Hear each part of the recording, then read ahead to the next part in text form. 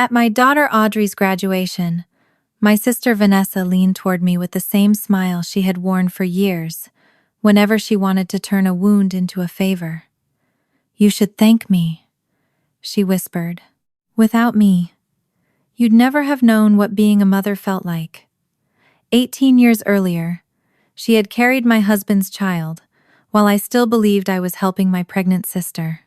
I said nothing. Then the principal called Audrey's name, handed her the microphone, and my daughter looked straight at the three of us. "Before I tell you what Audrey said, I hope you're doing well wherever you're listening from. Stay with me until the end, because what happened between those two moments changed the meaning of family for me forever. And if stories like mine matter to you, I'd be grateful if you subscribed and stayed with us." To understand why Vanessa's words could still find an old bruise 18 years later, you have to understand who I was before I knew what she and Ethan had done. In March of 2008, I was 32 years old, 9 years into a marriage I believed was bruised in places but fundamentally sound. I lived in Sacramento, worked as an operations manager for a local medical services company, and had become the person in my family everybody called when something needed, remembering, arranging, fixing, carrying, or quietly absorbing. I kept my father's medical appointments written in 2 places, because he would insist he remembered them, and then call me from his driveway, asking what time he was supposed to leave. After Vanessa's marriage fell apart the previous year, I stocked my freezer with extra portions because she had gone through a phase of eating crackers for dinner and pretending she preferred it that way. At work, I solved schedules. At home, I noticed the registration notice on the refrigerator and the dry cleaning Ethan had forgotten in his trunk. I was not endlessly patient.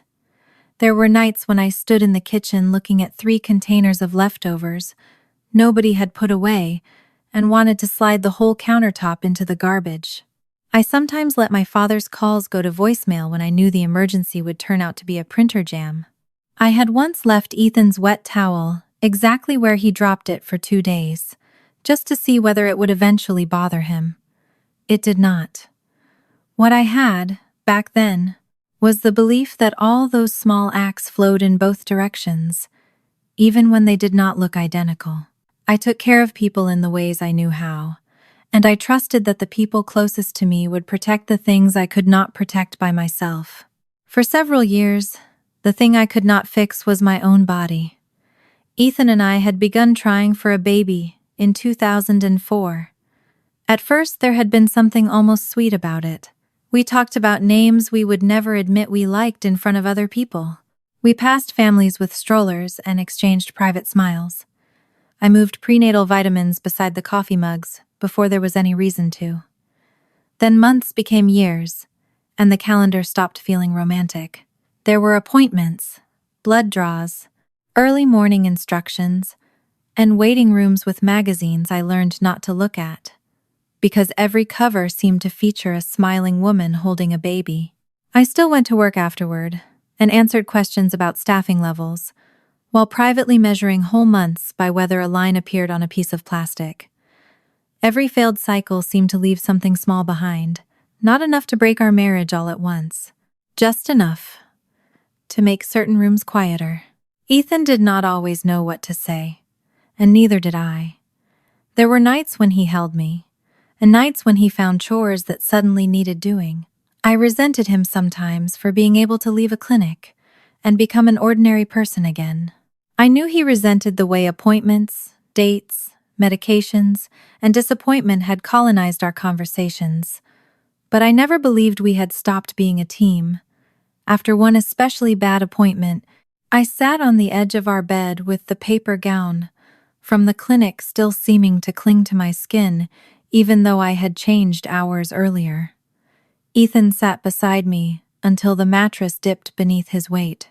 He did not offer one of the hopeful phrases people use, because they are frightened by grief. He simply rested his hand over mine. "If it's only us," he said, "I still choose us." I kept that sentence. For years, I kept it. Vanessa knew nearly all of this. She was 3 years older than me, and for most of our lives that difference had shifted depending on what we needed. When we were children, she was old enough to terrify me with ghost stories, and then let me sleep in her room when I believed them. When we were teenagers, she was the one who knew which rules could be bent and which ones would bring our father down the hallway. As adults, the roles changed.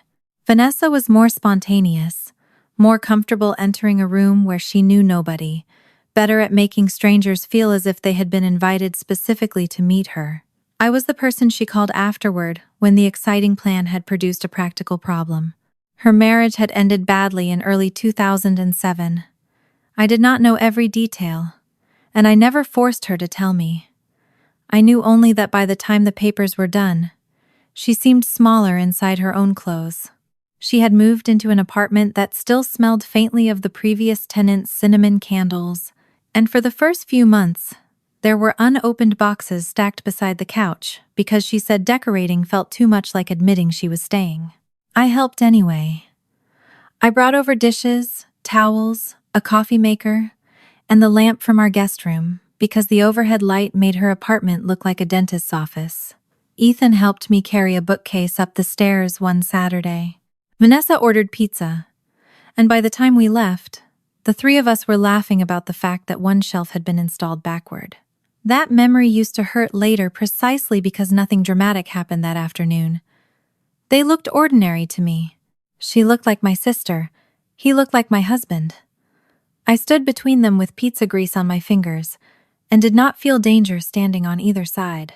When another fertility treatment failed that summer, Vanessa came to our house with takeout and sat with me on the back patio. She did not tell me everything happened for a reason. She did not promise me I would become a mother someday. She knew by then that hope could become another burden if somebody pressed it into your hands when you were too tired to carry it.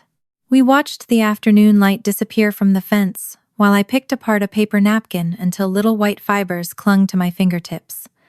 Vanessa stayed until I was the one who changed the subject. That was the sister I believed I had. I need to make that clear, because it would be easy to tell this story backward and paint every memory with what I know now. It would be easy to turn every kindness into manipulation, every glance into evidence, every ordinary afternoon into a warning I was foolish not to recognize.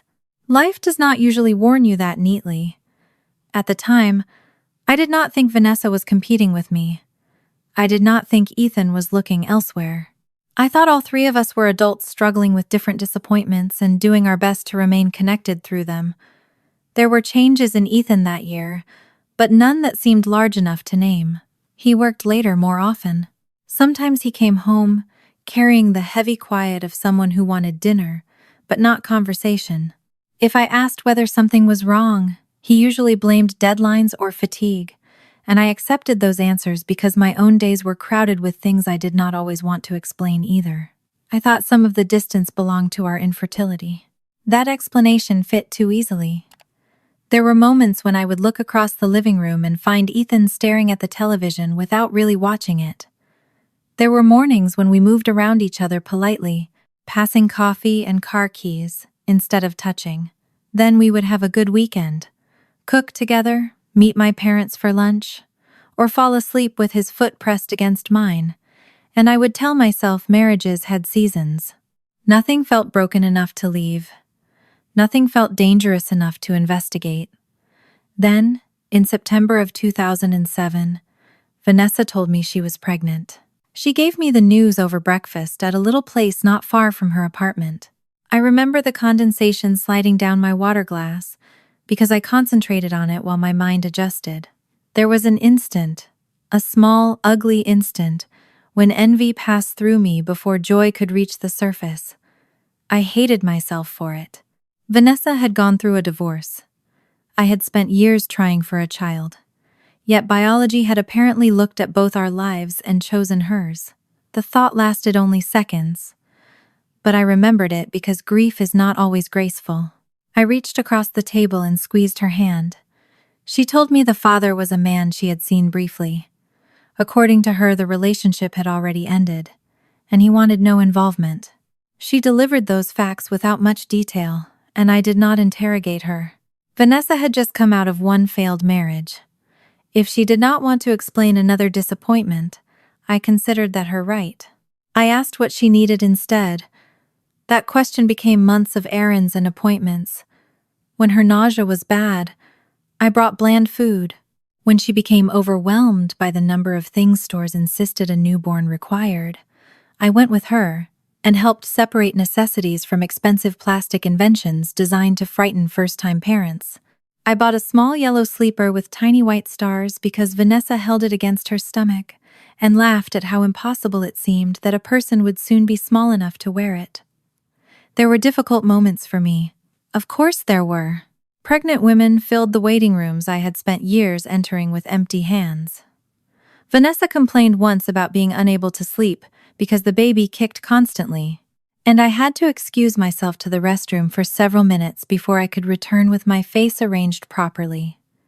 The unfairness of wanting what somebody else possessed did not make me stop loving her. It simply existed beside that love. Vanessa knew enough not to pity me. That helped. Over time, the baby stopped feeling like an abstract reminder of something I could not have. She became my niece. Vanessa learned she was having a girl, and I began referring to the baby as the tiny dictator. Whenever Vanessa complained that she had reorganized her entire day around cravings, bathroom trips, and exhaustion, I would sit beside her on the couch and occasionally see the fabric of her shirt shift beneath my hand. The first time the baby kicked against my palm, I laughed so suddenly that Vanessa laughed too. I remember talking toward her stomach afterward, promising the baby that Aunt Natalie would teach her all the things her mother was too irresponsible to teach her, like how to arrive somewhere 10 minutes early, and why towels should not live permanently on the floor. I believed I was joking about a future that belonged to all of us. There were little things during those months that later returned to me sharpened at the edges. Once, Vanessa moved a prenatal appointment because of a scheduling conflict. A day or two later, Ethan referred to the new day before I remembered mentioning the change to him. I assumed I must have said something over dinner and forgotten. Another evening, I complained that Ethan had been working late too often. Vanessa defended him almost before I finished the sentence, pointing out that his job had always gone through busy stretches. She was not wrong, so I let it pass. One Saturday, Vanessa said she had plans with an old friend and could not meet me for lunch. Ethan left that morning to help a coworker with something across town. Neither absence was unusual. I spent the afternoon grocery shopping, washed our sheets, called my mother, and never thought of the two explanations in the same breath. That is one of the cruelest things about betrayal. Afterward, your own innocence can begin to embarrass you. You wonder how you failed to see what seems obvious once somebody hands you the answer. But trust is not stupidity. Trust is simply the decision not to treat the people you love like suspects. By March of 2008, Vanessa was about 32 weeks pregnant. Her apartment had accumulated unopened diapers, folded blankets, and boxes of things she insisted she would organize. This weekend, her belly entered rooms before the rest of her, and she had developed the slow, careful way of sitting down that made me tease her about being 90 years old. That month, I had begun to allow myself to imagine being an aunt in practical detail. I pictured carrying the baby through the farmer's market on Saturday mornings.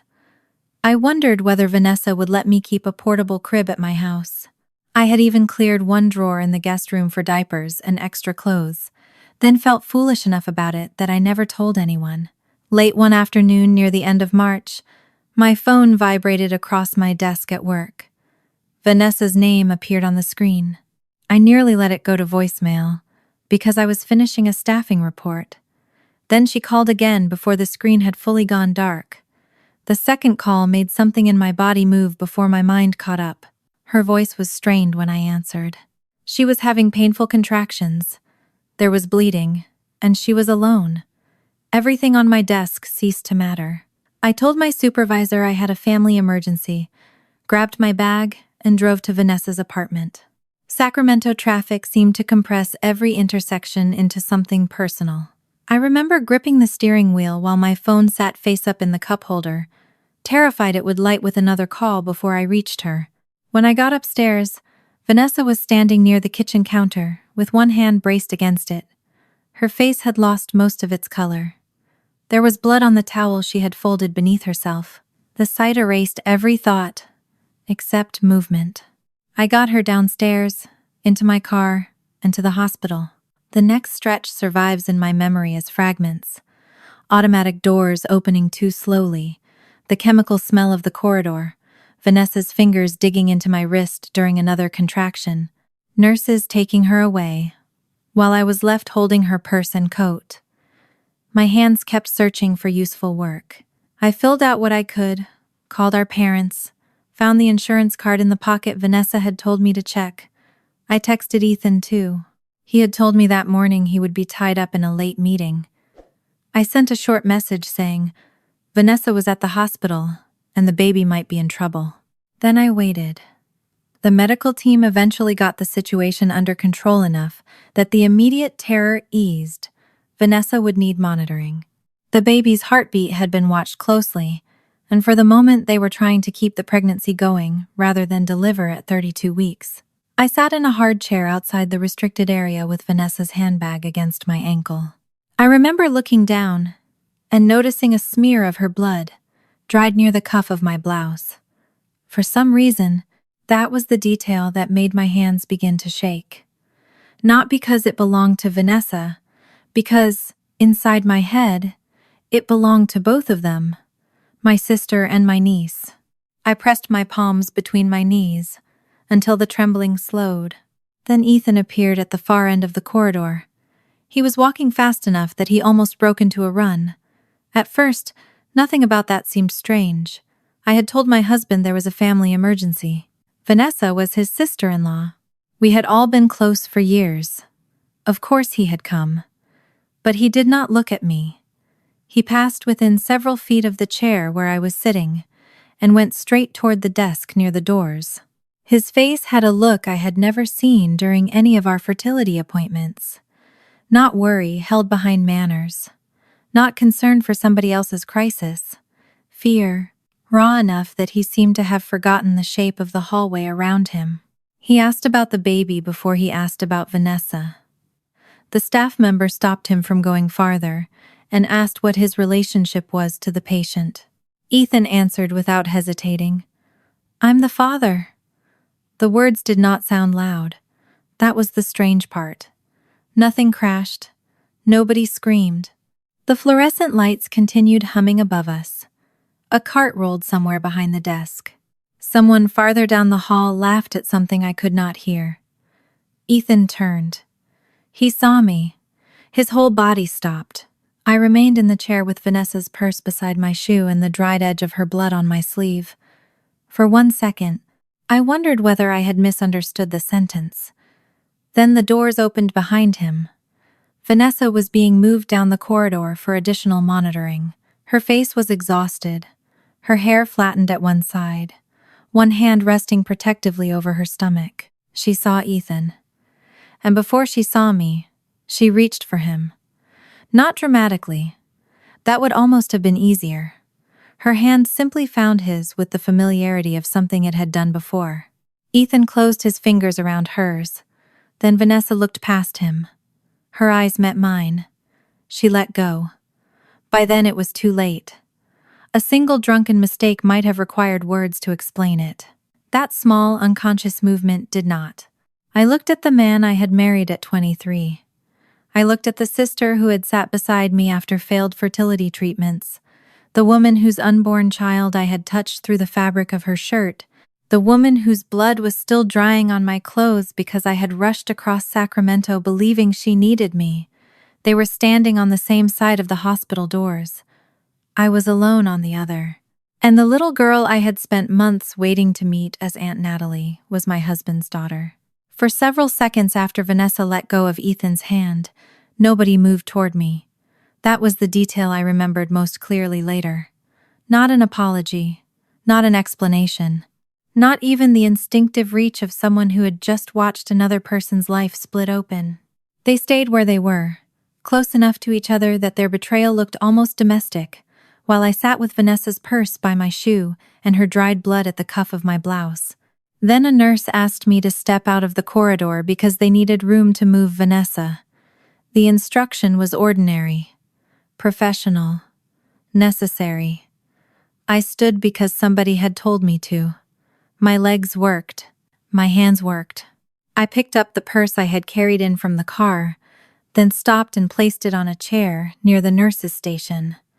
I did not want to hold anything that belonged to Vanessa anymore. Ethan said my name once. I kept walking. Had he followed me, I do not know what I would have done. I was not angry in the clean way people imagine anger. There was no speech forming in my head, no satisfying line waiting to be delivered. My body had moved into a quieter kind of emergency. The skin along my arms felt cold even though the hospital was warm. The fluorescent light seemed too bright. I could hear every rubber sole squeaking against the floor, every rolling wheel, every distant announcement, as though the world had sharpened itself while I had become numb. I reached the elevator and pressed the button twice. Behind me, Ethan called my name again. I watched the numbers above the doors instead. When the elevator arrived, I stepped inside alone. Only after the doors closed did I notice that my wedding ring had cut a red crescent into the finger beside it because I had been twisting it without realizing. I drove home through early evening traffic with both hands locked around the steering wheel. I remember almost nothing about the streets. I stopped at lights. I stayed in my lane. I must have obeyed every ordinary rule because I reached the house without a horn blaring or another car touching mine. The house was exactly as I had left it that morning. That felt obscene. Ethan's coffee mug was still in the sink. A grocery list was held to the refrigerator by a magnet shaped like a strawberry. One of his shoes had been pushed halfway beneath the bench near the door.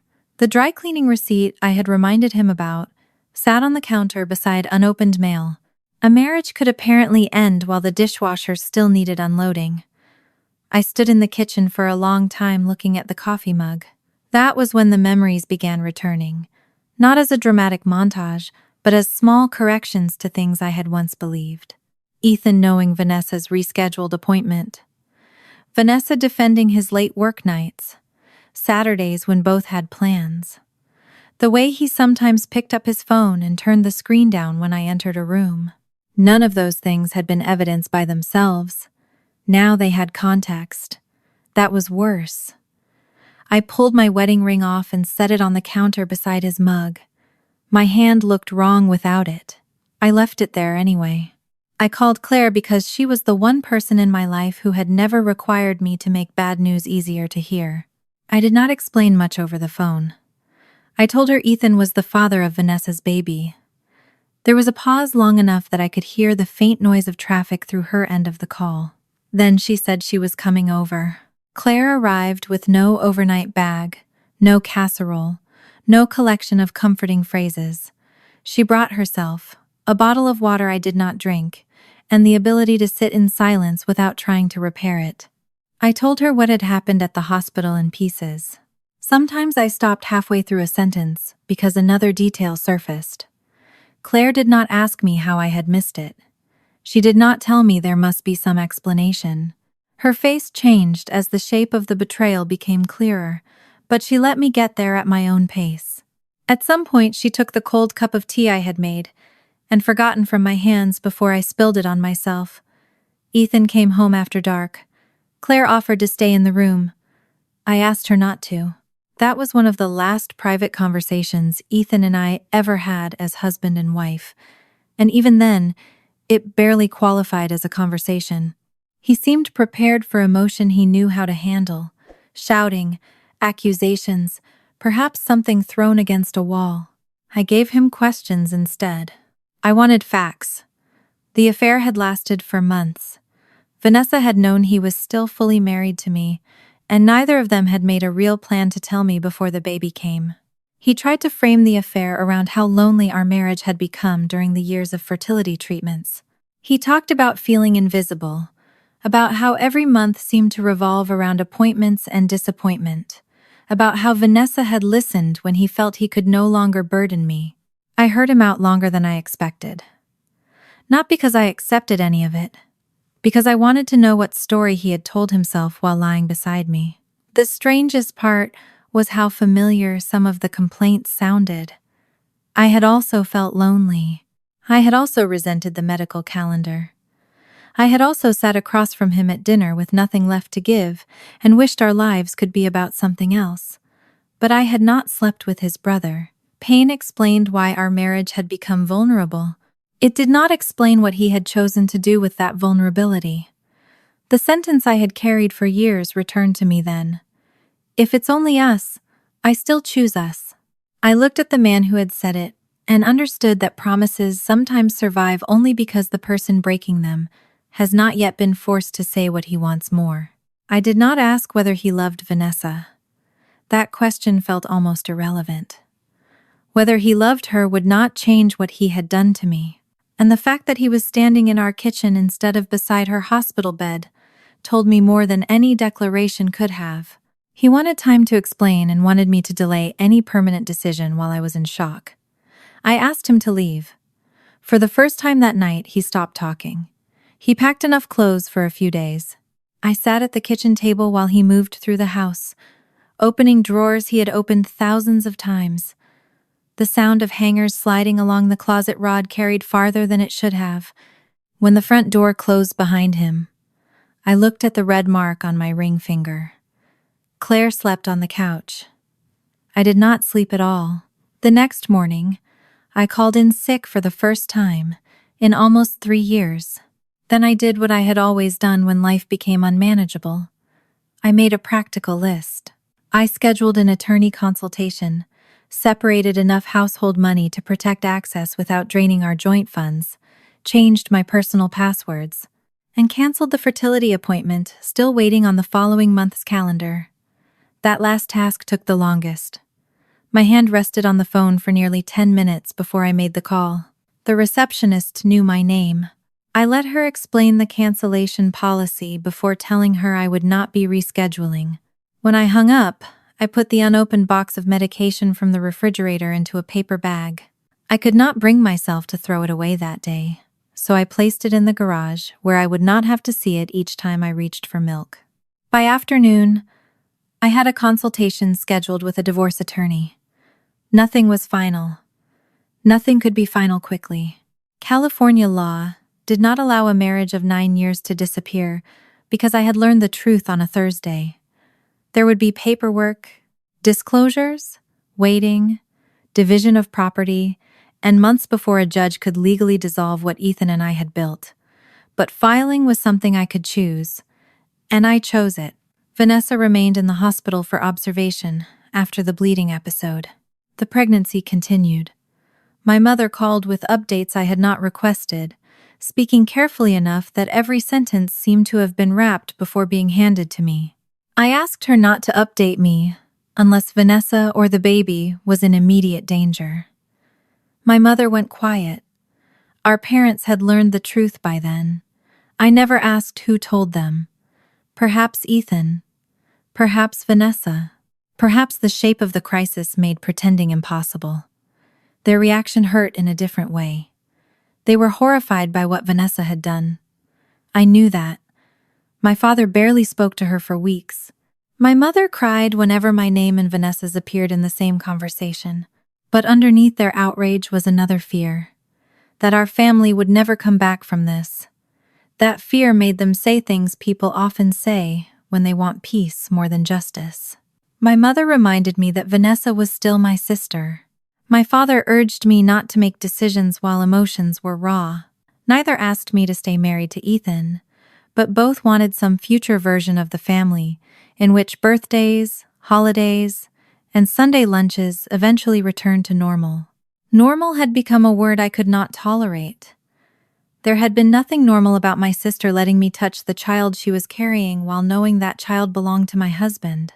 Diane, my mother's younger sister, was the only family member who did not give me advice.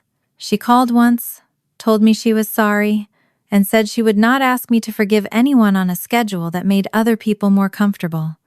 I remembered that. A week after the hospital, Vanessa asked to see me. I refused twice.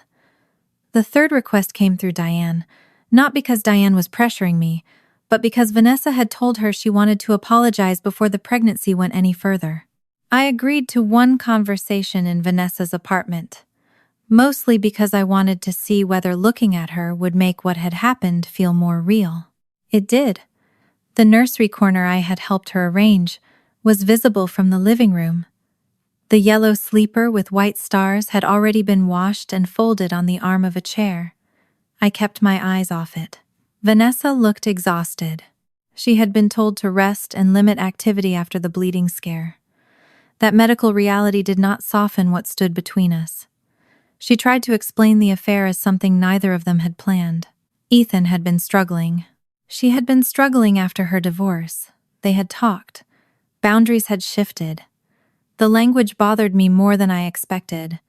Boundaries did not shift by themselves. People moved them. She admitted Ethan had made her feel noticed at a time when she had felt undesirable and discarded. She said she had hated herself after the first time and had intended to stop.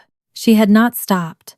I listened without interrupting until she began speaking about how everything had become complicated once she learned she was pregnant. That was when I finally asked the question that had been waiting since the hospital. "How did you sit beside me and let me help you?" Vanessa lowered her eyes. I remembered her feet on my coffee table while I brought her ginger tea. I remembered holding a tiny sleeper against her stomach. I remembered the baby kicking beneath my palm while Vanessa watched my face. "You knew what I had been going through," I said. "You knew exactly what having a baby meant to me," she cried then. I did not. Her tears belonged to her. I left before either of us could turn the conversation into something that resembled reconciliation. In the parking lot, I sat behind the wheel and discovered I had been gripping my keys so tightly that the metal teeth had left impressions in my palm. That was the last private conversation Vanessa and I had before Audrey was born. The divorce moved forward. Ethan rented an apartment. For a brief period, I assumed he and Vanessa would build the life for which they had destroyed ours, but even that expectation proved too generous. Their relationship became strained almost immediately once secrecy was removed from it. I did not know every argument they had, and I did not want to. What I did know came from what Ethan eventually told me during the practical conversations required by the divorce, and from what Vanessa later admitted herself. Ethan had imagined the affair inside stolen hours. Pregnancy transformed those hours into medical appointments, money, a crib, sleepless nights, and a child who would need him every day. He did not respond to that transformation with courage. He responded by stepping backward. That knowledge did not satisfy me. If anything, it made the betrayal feel cheaper. He had not destroyed our marriage for some great love he was willing to defend. He had destroyed it because he wanted to feel wanted and had mistaken escape for a new life. By late April, I had moved several of his remaining belongings into boxes in the garage. I kept working. I met my attorney. I answered family calls when I had the energy. I learned how many routines can continue after a future has disappeared. Vanessa's pregnancy continued long enough for the immediate danger from the March bleeding episode to pass. Then, in May, Audrey was born.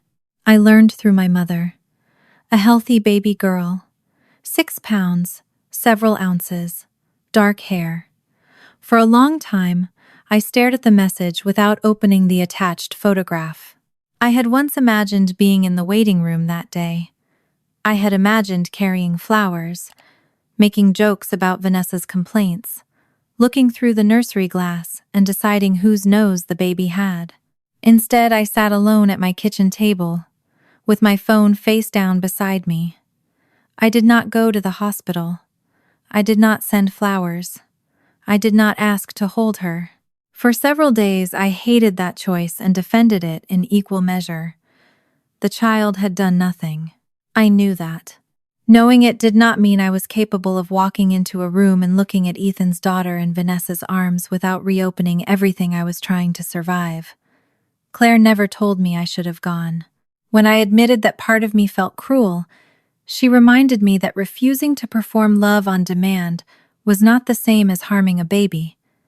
"You don't owe them anything," she said. I held on to the distinction between them and her.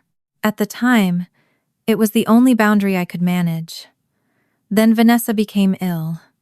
It did not happen as a single dramatic collapse. In the weeks after Audrey's birth, Vanessa's recovery was not progressing normally.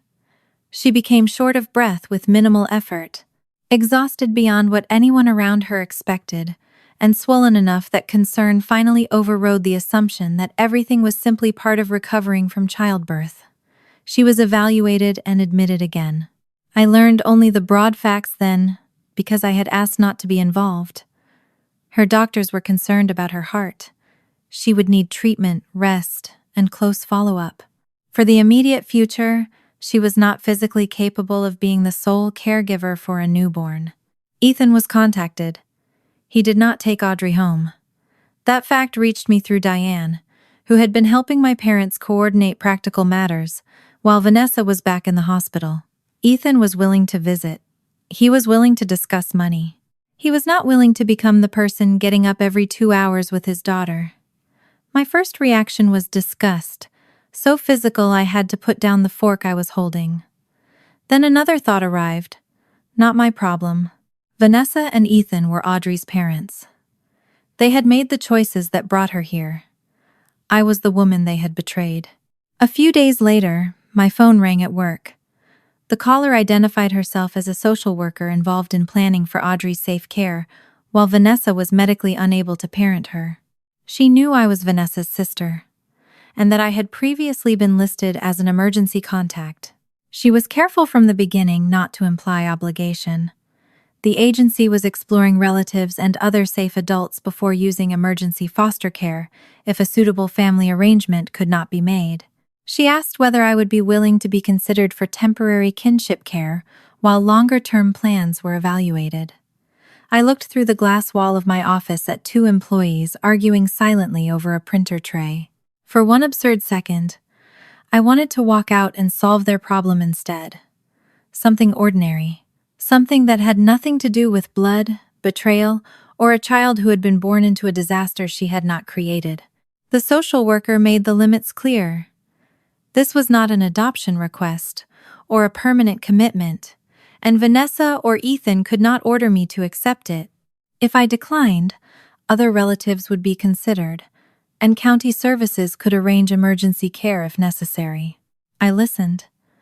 Then I said no. The word came out quietly. It was still the clearest thing I had said in weeks. I told her I could not take Audrey. She did not argue. She thanked me for answering honestly, noted that relatives sometimes felt pressured when they should not, and said the agency would continue making arrangements. The call ended. I placed my phone face down. For the rest of the afternoon, I tried to work. I reviewed staffing numbers twice, and still entered one of them wrong. I approved a schedule change I had already approved that morning.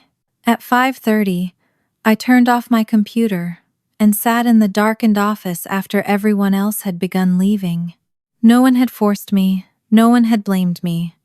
I had said no because I had every right to say no. On the drive home, I repeated that until the words lost their shape. That night, I heated soup and left half of it untouched. I folded laundry.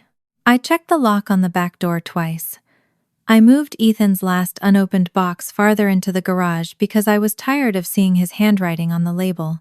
Just before bed, I found myself standing in front of the drawer in the guest room I had cleared months earlier for diapers and extra baby clothes. It was still empty. I closed it. Then I remembered one sentence from the social worker's explanation.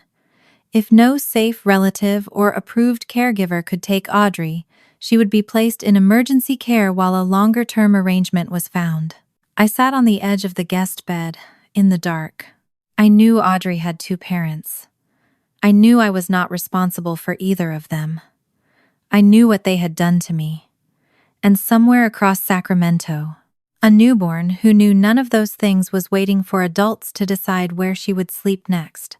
I stayed in the guest room long after the rest of the house had gone dark. Sitting on the edge of a bed nobody had slept in for months, and staring at the drawer I had once cleared for a niece I thought I understood. The room still carried the faint, clean smell of laundry detergent from sheets I had changed before Ethan moved out. Nothing in it suggested a newborn was supposed to arrive there. No crib. No changing table. No soft lamp glowing in the corner. Just an empty dresser drawer and the outline of moonlight across the carpet. I had said no. There was relief in that fact if I held it the right way. Audrey had two parents who had made every decision that brought her into the world. While I was still separating 9 years of marriage into boxes and account statements, and sometimes waking with the stupid impression that Ethan was in the shower before memory returned. I did not owe their newborn a new life, simply because theirs had become unmanageable. I went downstairs and washed the bowl I had barely eaten from. I wiped an already clean counter. I checked the back door again. Then I opened the refrigerator and stood there without knowing why. A container of yogurt sat beside a carton of eggs. On the top shelf was a bottle of salad dressing. Vanessa had once complained I bought too often. That thought arrived so suddenly. I shut the refrigerator harder than I meant to. I had spent months training myself to think of the baby inside my sister as someone separate from Vanessa. I had done it because infertility had made pregnancy complicated for me, and I had not wanted my grief to poison my happiness for my niece. Somewhere along the way, that little girl had become real. Before she ever had a name, she had kicked against my hand. I had bought her the yellow sleeper. I had joked to Vanessa's stomach about teaching her punctuality. Then the hospital had handed me the truth, and I had tried to erase all of that attachment at once. It had not worked. I went back upstairs and closed the guest room door. Someone else would take care of her. The thought should have settled me. Instead, it stayed with me. Someone else. That had been Ethan's solution when a secret pregnancy turned into a child. Someone else would handle the hard part while he figured out what he wanted. Vanessa's immediate situation was different. She was genuinely ill, and I knew enough by then not to confuse medical incapacity with abandonment. But as I lay awake, I could not stop hearing the same basic assumption under everything. Someone else would deal with it.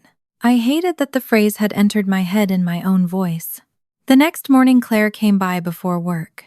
She found me dressed, made up, and standing in the kitchen with coffee I had forgotten to drink. I told her about the call. Her response was exactly what I expected. She said nobody had the right to turn my compassion into a sentence. I had already spent years carrying more than my share of other people's problems. If I said no, that did not make me cruel. I know, I said. And I did know. That was what made the rest harder. Claire watched me for a moment, then asked what I was actually afraid of. I did not answer immediately. The truth was not that Audrey would suffer some terrible fate the moment she entered emergency foster care.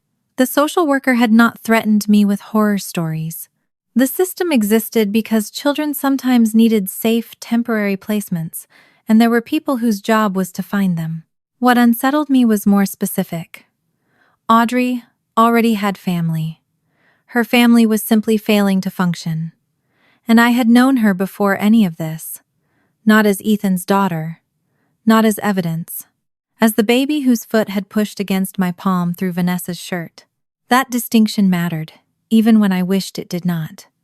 Claire eventually left for work. I stayed home another half hour, walking from room to room without doing anything useful. Twice I picked up my phone. Twice I put it down. The third time, I called the number from the day before. The same social worker answered. I did not say yes immediately. I asked what authority I would actually have, how long the arrangement could last, and what would happen if either biological parent became able and willing to take over. Vanessa remained Audrey's legal mother, and for the immediate period she could authorize Audrey to stay with me while her health stabilized. If weeks became months, we would need something more formal. Nobody was asking me to adopt her, and nobody could promise when Vanessa's recovery would make the question disappear. I wrote everything down on the back of an envelope beside the phone. Then I called Diane. She was silent when I told her I was considering changing my answer. I expected relief, perhaps gratitude on Vanessa's behalf. Instead, she asked whether I was sure I was doing this because I wanted to and not because I thought saying no made me a bad person. That question helped more than reassurance would have. I told her I was not doing it for Vanessa. I was not doing it for Ethan. I was doing it because Audrey did not know what either of them had done, and because I could give her a safe place for a little while without pretending the rest had been forgiven. Diane agreed to serve as the backup family contact if the agency needed one, and to help with the paperwork that followed.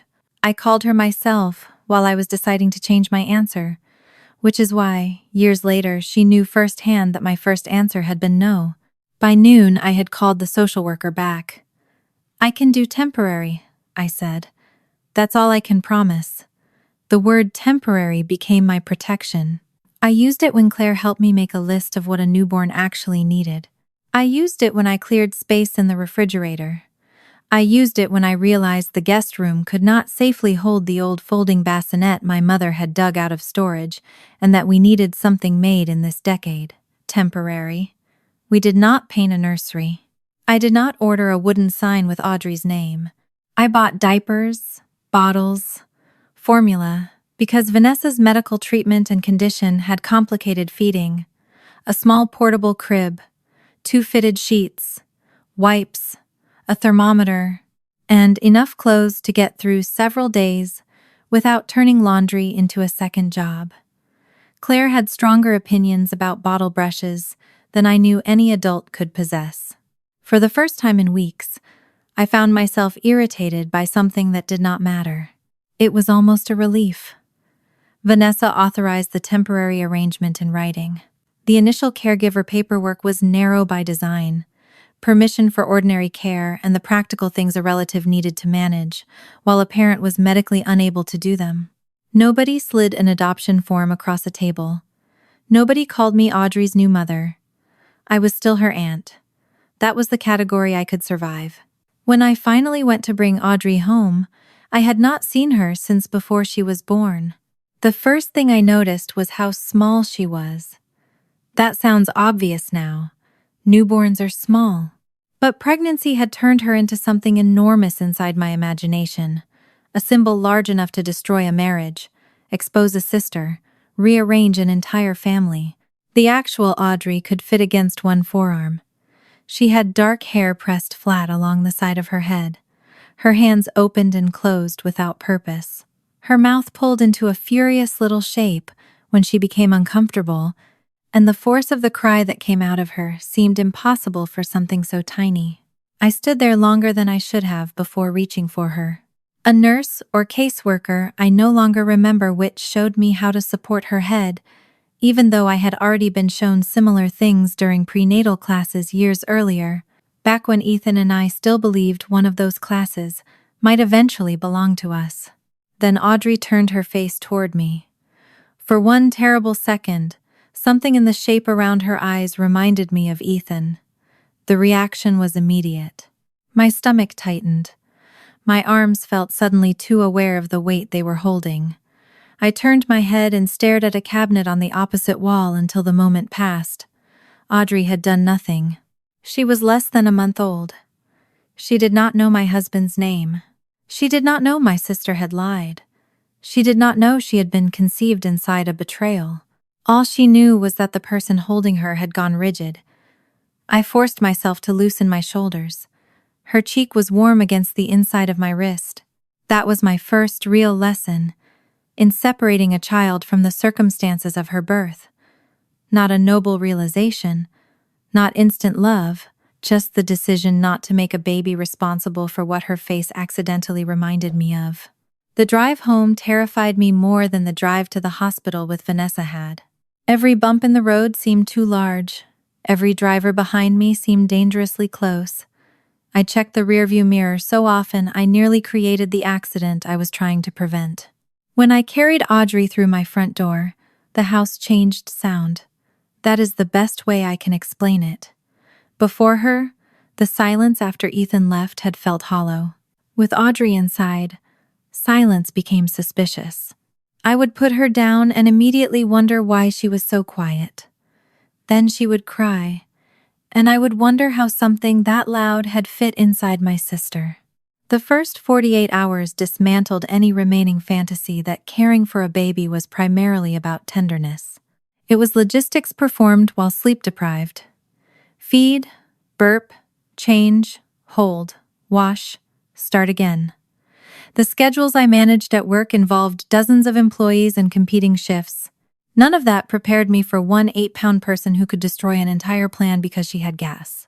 Claire came by on the second evening and found me sitting on the floor beside the portable crib, reading the instructions for a diaper brand, as though there might be a section I had missed. I had decided that the next diaper change would be efficient. I laid everything within reach. Fresh diaper open, wipes ready, clean sleeper beside me, small towel beneath Audrey. I even told Claire not to distract me. For approximately 4 seconds, I believed I was competent. Then I opened the diaper. Audrey chose that exact moment to demonstrate that newborn bodily functions did not respect preparation. I jerked backward. The clean diaper slid to the floor. One wipe stuck to my wrist. Claire made a sound somewhere between a cough and a laugh, and then became completely useless. I stared at the mess. Claire leaned against the dresser because she could no longer stand upright. Something broke loose in me. I laughed, not politely. Not because anything was especially clever. I laughed until my eyes watered and my stomach hurt.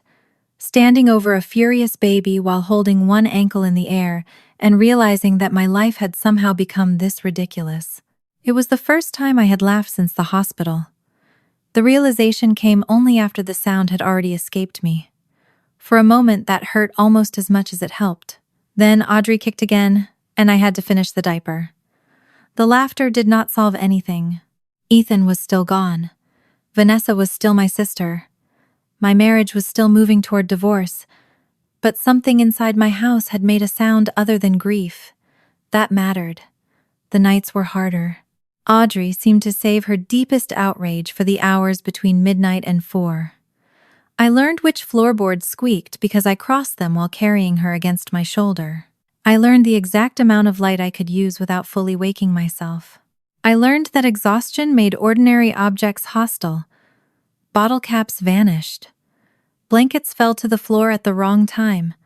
The microwave beep sounded offensive enough to make me angry. One night, nothing worked.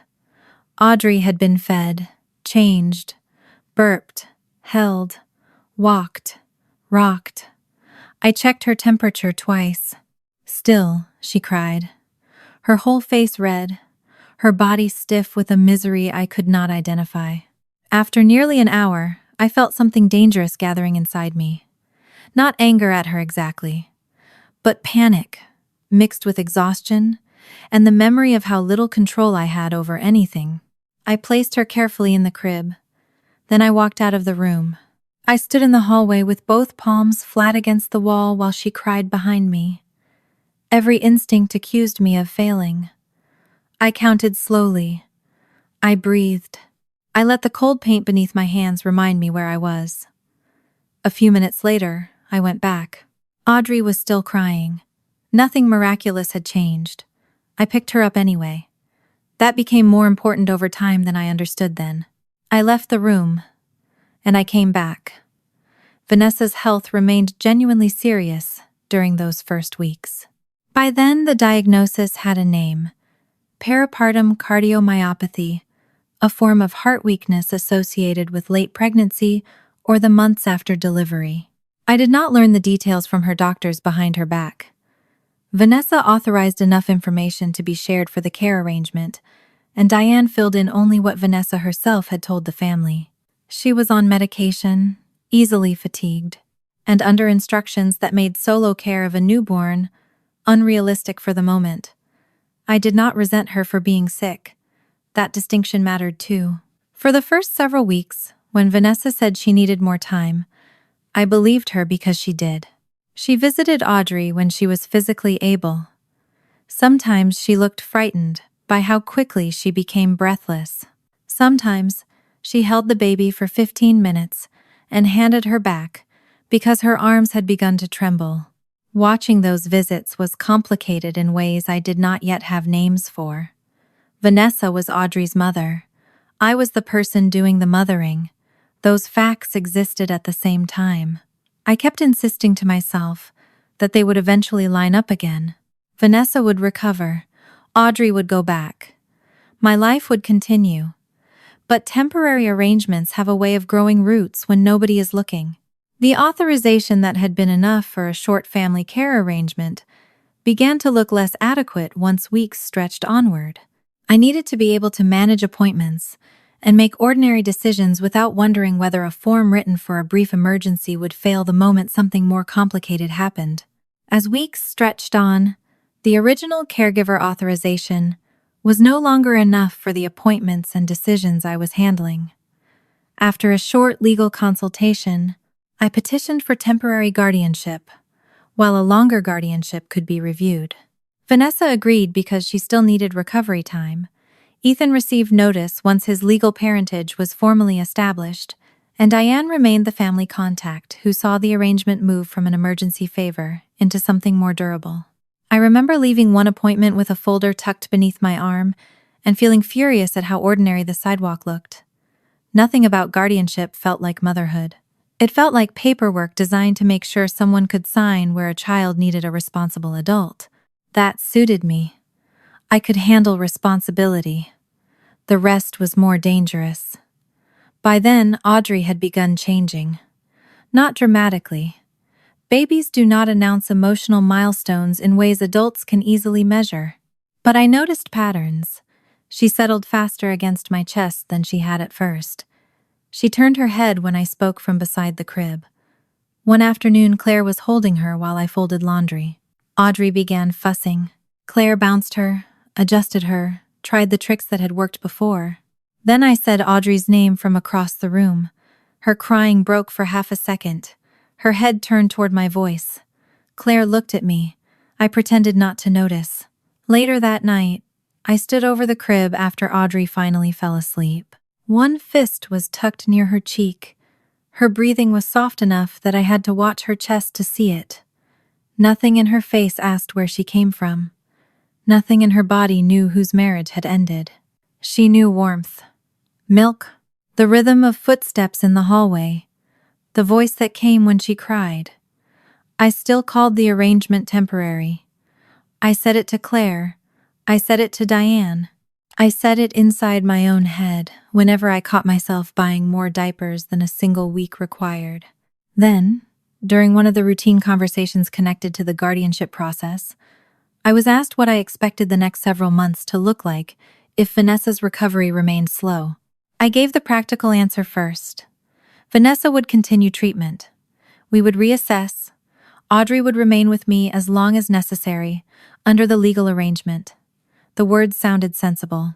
That evening, I stood beside the crib and understood what the question had actually done.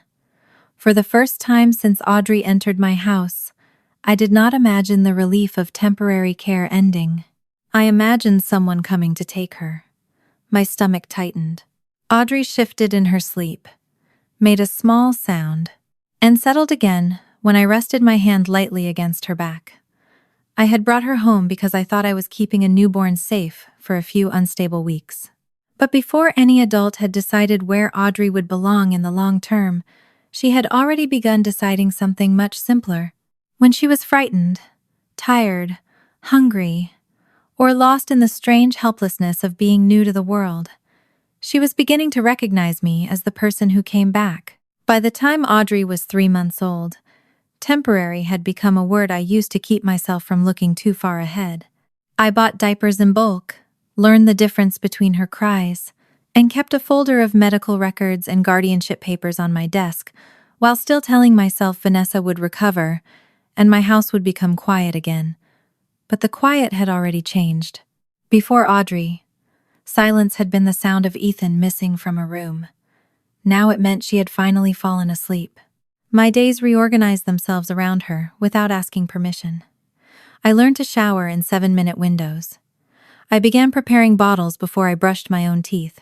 At work, I kept a spare blouse in my office, after discovering that babies had an instinct for producing fluids 5 minutes before an important meeting. Claire teased me the first time she saw the emergency drawer I had assembled beneath my desk with wipes, diapers, an extra pacifier, and a shirt that did not need ironing. I told her efficiency was not the same as attachment. She only raised an eyebrow.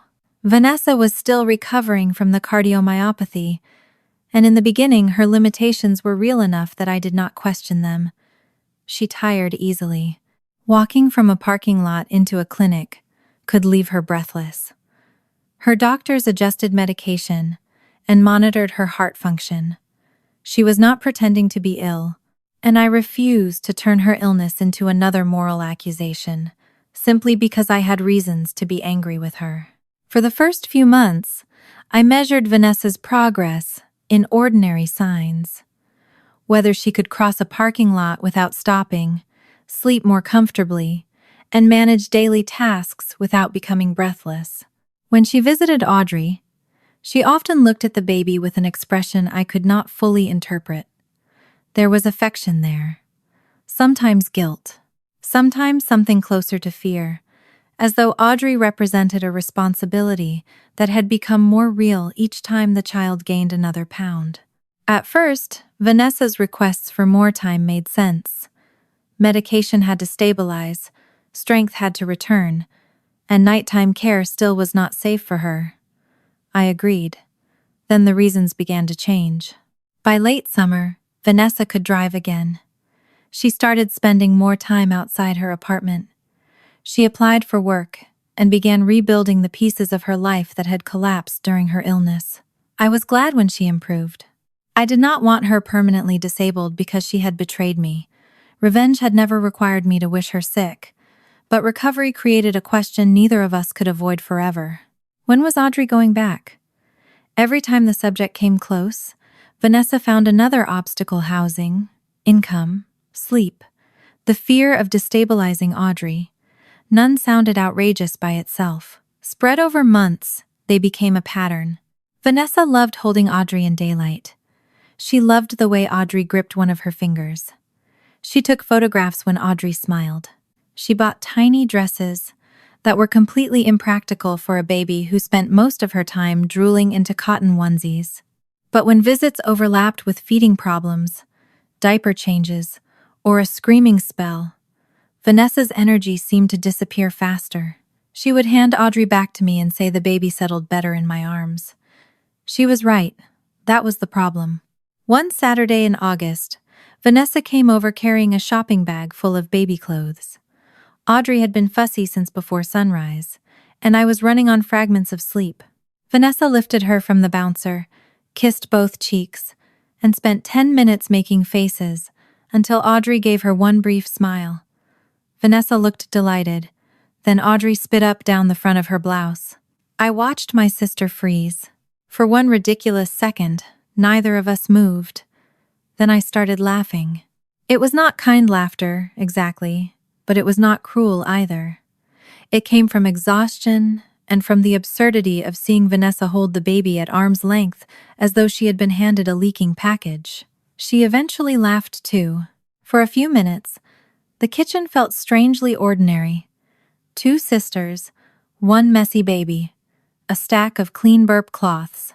Then Vanessa changed her shirt, stayed another half hour, and left before Audrey's next feeding. The ordinary feeling went with her. Ethan was easier to understand because he never created the illusion that he was moving toward parenthood. Once his legal paternity was formally established, he acknowledged Audrey as his daughter. He did not dispute the biology. What he resisted was everything the biology required. He visited occasionally. He asked for photographs. He wanted updates that could fit into a phone call. But he did not offer to take over the nighttime feedings or rearrange his work schedule around appointments. When the question of financial support became formal rather than voluntary, he complained about the calculation, but did not have a credible argument against the obligation. Child support eventually became a formal obligation based on income and the custody arrangement. When Ethan's payments were inconsistent, wage withholding made them dependable. I never treated the money as punishment. It helped pay for formula, medical costs, and childcare ordinary needs Audrey had whether Ethan felt like a father or not. What disturbed me was how easily he accepted money as a substitute for presents. A deduction could leave his paycheck without interrupting dinner. A baby could not. Our divorce became final that fall, after the required waiting period had run its course. I received the notice on a weekday afternoon, while Audrey was asleep against my chest. I had imagined the end of my marriage would feel ceremonial somehow. Instead, I opened an envelope, read a few formal lines, and realized a court had finally caught up with something that had ended months earlier in a hospital corridor. Ethan Harper was no longer my husband. Audrey Harper was still asleep in my arms. The contrast stayed with me. One relationship had been reduced to paper because the person inside it had chosen to leave. Another was becoming more real every day, without either of us having chosen the circumstances that created it. The first time Audrey became sick, she was a little over 5 months old. It was not a medical catastrophe. Babies get fevers. They get congested. They frighten inexperienced caregivers with symptoms that pediatric nurses have heard described 1,000 times. None of that mattered at 2 a.m. when I touched Audrey's forehead and found heat where there should not have been heat. I took her temperature twice because I did not trust the first reading.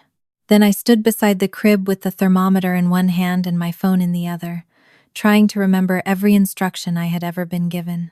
The advice nurse walked me through what to watch for, when to give medication, and what would require immediate medical attention. I wrote the dosage on the back of an envelope, even though she had repeated it clearly. Audrey whimpered against my chest while I paced the living room. Her usual weight felt different when she was sick. Heavier, more fragile. At some point I realized I had not thought of Vanessa. Not because I was excluding her, because my first instinct had not been to ask whose responsibility Audrey was. My first instinct had been, my baby is sick. The thought arrived before I could guard against it. My baby. I stopped near the kitchen doorway. Audrey's cheek was hot against my collarbone. One tiny fist had tangled itself in the fabric of my shirt. I did not correct the thought. Vanessa came the next afternoon after I told her about the fever. By then, Audrey was improving, and Vanessa stayed long enough to hold her while I took a shower. I was grateful. I was also aware that the hardest night had already passed. That became the shape of things more often than I wanted to admit. Vanessa was present for pieces. I was present for continuity. Claire saw the shift before I said it aloud. One evening she sat at my kitchen table while Audrey slept in the next room. A stack of guardianship papers and medical bills had spread itself across the table beside a half-finished cup of coffee. Claire picked up one of Audrey's socks from the floor. Babies had a remarkable talent for leaving single socks in places no rational process could explain. She turned it over in her fingers and asked what I would do if Vanessa announced tomorrow that she was ready to take Audrey back. I gave the answer I had rehearsed for months. That had always been the plan. Claire did not argue. She put the sock beside my coffee. Then she asked whether I would be okay. I opened my mouth. Nothing came out. The kitchen refrigerator hummed behind me. Somewhere outside, a car passed slowly along the street. Audrey made a small sound through the baby monitor, and then settled again. Claire's question stayed between us. I could survive Audrey leaving. People survive things every day that they would never choose. That was not the same as being okay. I went into Audrey's room later and stood beside the crib. She had begun sleeping with both arms above her head, a posture so defenseless it made me check the window locks twice, even though we lived in a perfectly ordinary neighborhood. I tried to imagine packing Audrey's sleepers, medicine, and bedtime instructions for someone else, then waking the next morning without hearing her. The borrowed rocking chair and portable crib had entered my house as temporary things. Audrey had not remained temporary inside me. Months continued to pass. Vanessa's heart function improved enough that her medical condition was no longer the only reason Audrey could not return to her. That distinction mattered. The family did not need a cardiologist to tell us what had changed. Vanessa was physically stronger. Her life, however, was still organized around avoiding the full weight of motherhood. She found work. She moved to a somewhat better apartment. She began dating again. She could spend an afternoon shopping or meet friends for dinner. Yet every concrete conversation about Audrey produced another hesitation. She wanted to be absolutely sure. She did not want to rush. Audrey was so attached to me now. Maybe changing homes would be traumatic. Some of that was true. It also allowed Vanessa to speak about Audrey's attachment as if it had appeared naturally, rather than being built from months of absence. I did not push her to take the baby. By then, that terrified me, almost as much as it angered me.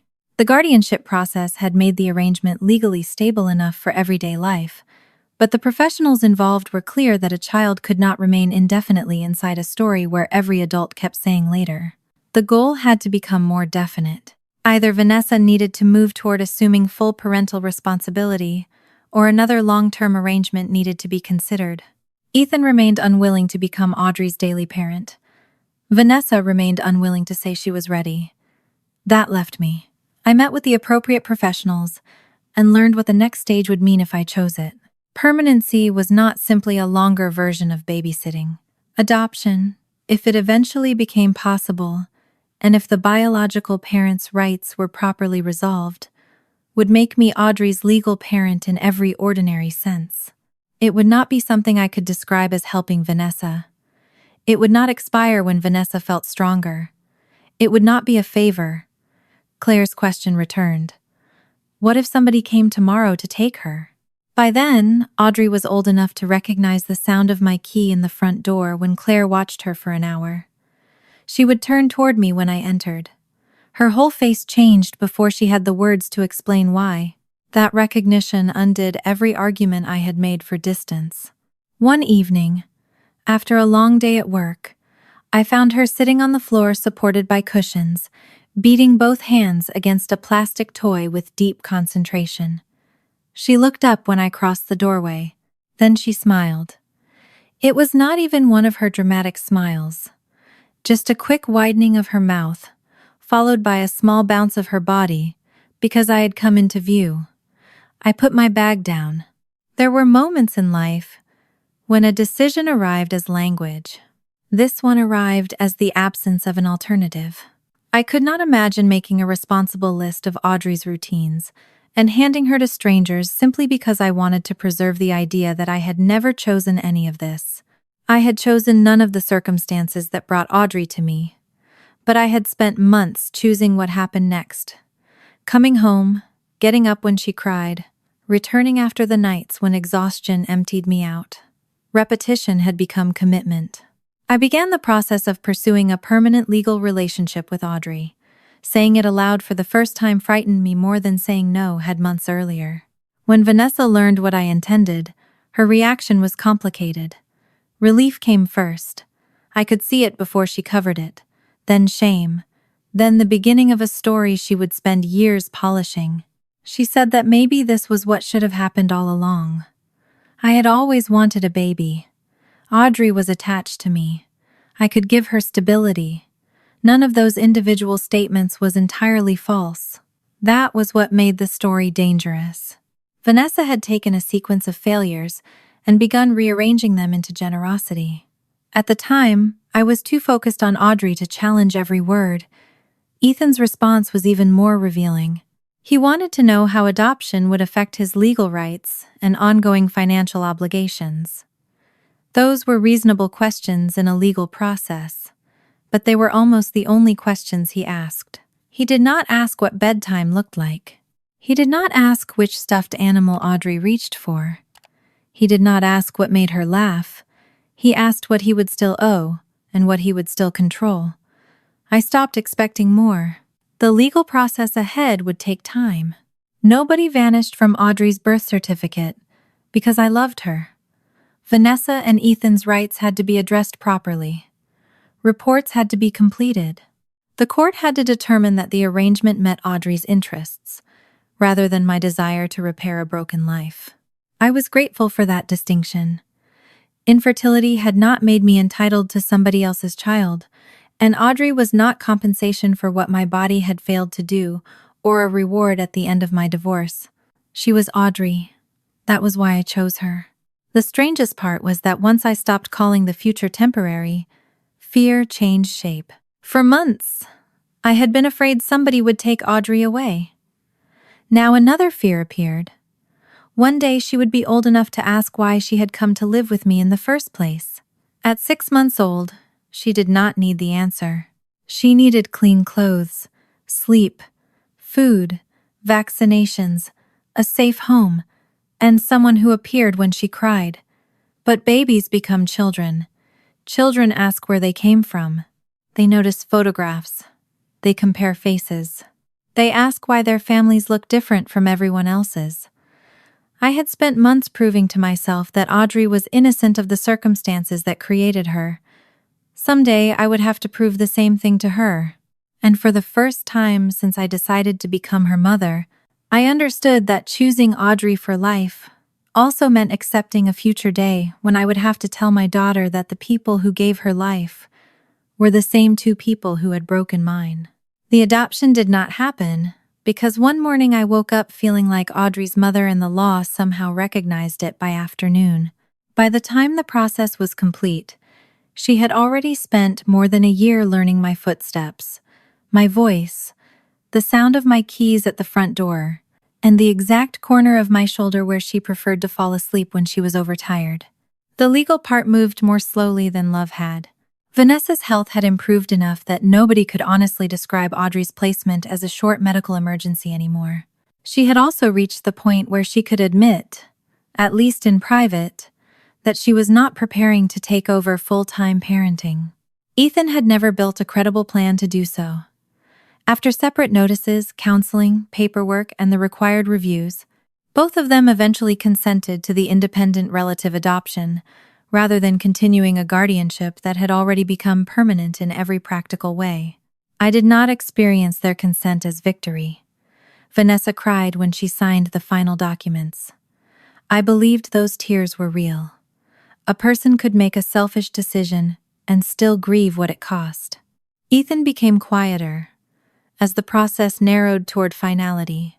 He asked the legal questions he needed to ask, and for once I did not interpret every one of them as proof of his character. Rights and obligations mattered, so did clarity, but neither of them changed direction. When the adoption was finalized, Audrey was still too young to understand what a courtroom was. She wore a soft blue dress my mother had bought and spent much of the morning trying to remove one shoe. The proceeding was warm and ordinary. I confirmed that I understood adoption was permanent parental responsibility, not a longer version of guardianship that could end when Vanessa felt differently. By then, permanence no longer frightened me nearly as much as imagining anything else. Afterward, my mother insisted on taking photographs outside the courthouse. In almost every one, Audrey was staring at something off camera. In one, she had a fistful of my necklace. In another, my eyes were closed. It became one of my favorite pictures anyway. Not because it documented the day I got Audrey, because nothing about the photograph looked like acquisition. It looked like a tired woman, holding a squirming toddler, who had already spilled applesauce on her dress. It looked like motherhood. I kept Vanessa and Audrey's life, but carefully. The adoption ended any automatic parental authority Vanessa had once held. If she saw Audrey, it was because I allowed the contact and because, as Audrey grew, I believed knowing where she came from should not be treated as something shameful. Vanessa was not entitled to walk into our house whenever she pleased. Ethan had no standing invitation to holidays. Boundaries became boring things written into calendars, rather than threats shouted during arguments. For several years, Vanessa lived outside Sacramento and saw Audrey only occasionally. Sometimes she sent birthday gifts. Sometimes she came to larger family gatherings. To Audrey, she was simply Aunt Vanessa, the bright, somewhat unpredictable woman who smelled like expensive perfume and always seemed to arrive with a bag. I did not complicate that understanding when Audrey was 2. At that age, Family meant repetition. The person who cut grapes in half, tucked the right blanket beneath her arm, and knew the blue cup was acceptable in the morning, but somehow offensive after dinner. The first time she called me Mom, I almost missed it. She was somewhere between 1 and 2, still at the age when language arrived in approximations. She had begun using the same sounds for several people and objects. Da could mean dog, down, or whatever she was pointing at with urgency. Ba meant bottle until it meant ball. One afternoon, I was kneeling beside the couch, trying to retrieve a plastic ring she had shoved underneath it. Audrey stood behind me with both hands pressed against the cushion for balance. She made a sound that could have been Ma. I froze. Then she said it again. I turned around so quickly I hit my shoulder on the edge of the coffee table. Audrey smiled, delighted that she had apparently discovered a word capable of making me injure myself. I spent the rest of that day pretending not to make too much of it. The next morning, I took her to the grocery store. A woman in front of us at the checkout dropped a scarf. Audrey pointed at her and announced, with great confidence, "Mom!" I stared at my daughter. The cashier laughed. The woman with the scarf laughed. Audrey looked pleased with herself. Claire laughed hardest when I told her. For several weeks afterward, Audrey used Mom with enough generosity that I learned not to build emotional monuments out of every syllable. A woman at the park was Mom. One of my coworkers was briefly Mom. A picture of a woman in a catalog also received the title. Then, gradually, the word narrowed. One night she woke crying after a bad dream. I found her standing in the crib, cheeks wet, hair stuck to one side of her face. The moment I entered, she reached both arms toward me. "Mom." That one was mine. I picked her up and held her until the tension left her body.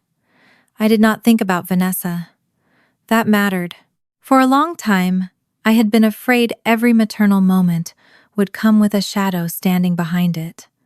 The woman who gave birth to Audrey, the man whose face I had once seen reflected in hers, the hospital corridor where everything began. But children are relentless about the present. Audrey did not care what a word had cost before she learned it. She simply needed someone to answer. The years that followed were not a sequence of revelations. Most of childhood was wonderfully ordinary. Scraped knees, misplaced shoes, half-eaten sandwiches returning in lunchboxes, and birthday cakes I never learned to level properly. Audrey noticed everything. By 5, she could find my keys faster than I could, correct me if I changed a word in a favorite story, and fill stapled sheets of printer paper with stories about animals holding jobs they were wildly unqualified to perform. Her drawings were worse than the plots. One evening, she brought me a portrait she had made at the kitchen table. The person had hair sticking straight out, enormous feet, and 6 fingers on one hand. "That's you," Audrey said. I studied the page with appropriate seriousness and asked why I had 6 fingers. She barely looked up from the marker she was capping. "Because you do everything." I laughed hard enough that she became suspicious. I was laughing at the drawing. I put it on the refrigerator that night. It stayed there until the paper curled at the corners. Those years taught me that parenting was not a rescue but a collection of habits nobody applauded. I learned which teacher Audrey loved, that she ate roasted broccoli but hated peas, and that when she was truly upset she needed food and quiet before questions. She learned me too. Anxiety made me organize. Saturday mornings made me easier to persuade, and dishes left in the sink overnight made me irrationally tense. And somewhere around kindergarten, we created what became our longest-running family joke. I had come home late after a difficult day at work and attempted to make dinner while helping Audrey finish a school project. I overcooked the pasta, forgot to buy the sauce I intended to use, and ended up combining noodles with butter, Parmesan, frozen peas, and whatever else survived inspection in the refrigerator. Audrey looked at the bowl, as if I had asked her to eat insulation. I told her it was emergency pasta. She asked what the emergency was.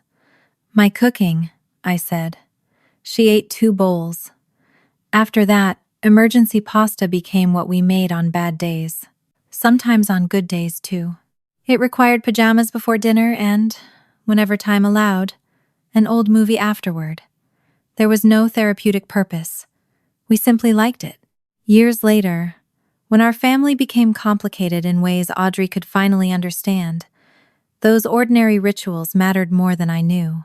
They proved there had been a childhood before identity became a problem she had to solve. The first real question came when Audrey was 5. A woman she knew from school was pregnant, and the class had apparently discussed how babies grew. That evening, Audrey sat on the bathroom counter, while I brushed tangles from her hair and asked whether I had any pictures of her when she was in my tummy. My hand stopped halfway through a stroke. I had known the question would come someday. Knowing did not make it easier. After the adoption, I had read enough about disclosure to hold on to one principle: tell the truth in pieces a child can carry, without inventing a prettier history or loading adult betrayal onto her before she can understand it. So I did not tell Audrey she had grown inside me. I told her she had come to live with me when she was a baby, but she had not grown in my body. She twisted around on the counter to look directly at me.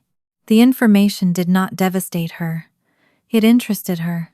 She asked whether that meant I had never had her in my tummy. I said that was right. She considered this while inspecting one of her knees. Then she asked whether I was still her mom. Always, I said. That was one of the few answers I could give without qualification. 2 minutes later, she wanted to know if she could have a cookie before bed. I remember standing alone in the bathroom afterward, with her hairbrush in my hand, and almost laughing at the difference between what the conversation meant to her and what it meant to me. To Audrey, I had given her a new fact. To me, I had opened the first door in a hallway I had feared for years. Several weeks later, she asked whose tummy she had grown in. I was prepared that time. Or, I thought I was. I told her another woman had carried her, and that when Audrey was older, I would tell her more because the story involved grown-up things that were not her fault and were easier to understand with time. I did not say a woman in our family. I had learned enough about children to know that would produce an immediate list of suspects. Audrey accepted the answer more easily than I expected, though she returned to it occasionally. Did the woman have brown hair? Had she been big when Audrey was born? Was I there? Some questions I answered honestly, some required language she was not ready for. I never invented a dead mother, a stranger who had vanished, or a romantic sacrifice. I also began thinking more seriously about how to handle the truth when curiosity became identity. When Audrey was 8, I met twice with a family counselor experienced in adoption and kinship families. She gave me no magical age at which disclosure became painless. She only warned that children can learn shame from an adult's fear of a subject. The truth needed to remain something Audrey could return to as she grew. I left knowing Vanessa and Ethan's names could not remain hidden forever. Yet every time I looked at Audrey, the timing still felt wrong. At 7, she lost a front tooth and spent an entire evening trying to stay awake long enough to catch the tooth fairy. At 8, she cried because a friend told her she was no longer invited to a birthday sleepover. At 9, she became furious over a family tree assignment because the worksheet had tiny boxes and our family did not fit neatly inside them. She spread the page across the kitchen table and stared at it. Do I have to draw everybody? I told her she could include whoever made sense to her. She studied the tangled lines I had lightly penciled to help. Then she pushed the sheet away. I need bigger paper. I laughed before I could stop myself. Audrey laughed too. Then her eyes returned to the page. The question underneath the joke remained. Where did Vanessa fit? Where did Ethan fit? Where did the unknown woman whose body had carried her fit? At school, Audrey had already begun noticing that other children could point to their father's nose or their mother's eyes. She knew she and I did not share those physical traits in the same way. Once, while comparing family photographs with Maya, she came home and asked whether the woman who gave birth to her had eyes like hers. I told her I believed she did. That answer stayed with Audrey longer than the others. She stood in front of the bathroom mirror that night for several seconds, studying her own face. I watched from the doorway without interrupting. It was the first time I understood that biology could become a form of homesickness for a place a child had never lived. Audrey loved me. I did not doubt that anymore, but love did not erase curiosity, and curiosity was not betrayal. I repeated those ideas to myself, long before I had to prove I believed them. Vanessa became less patient as Audrey approached 10. By then, she had moved back to the Sacramento area and appeared more often at family gatherings. Audrey knew her as Aunt Vanessa, though Aunt was technically only one part of their relationship. Vanessa was affectionate without being central. She brought gifts. She remembered birthdays. She occasionally took too many photographs and posted none of them without my permission after I made that boundary very clear. For years, she had accepted the arrangement because Audrey was young and because her own discomfort with the past made distance convenient.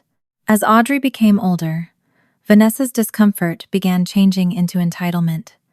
She started asking when I planned to tell Audrey exactly who she was.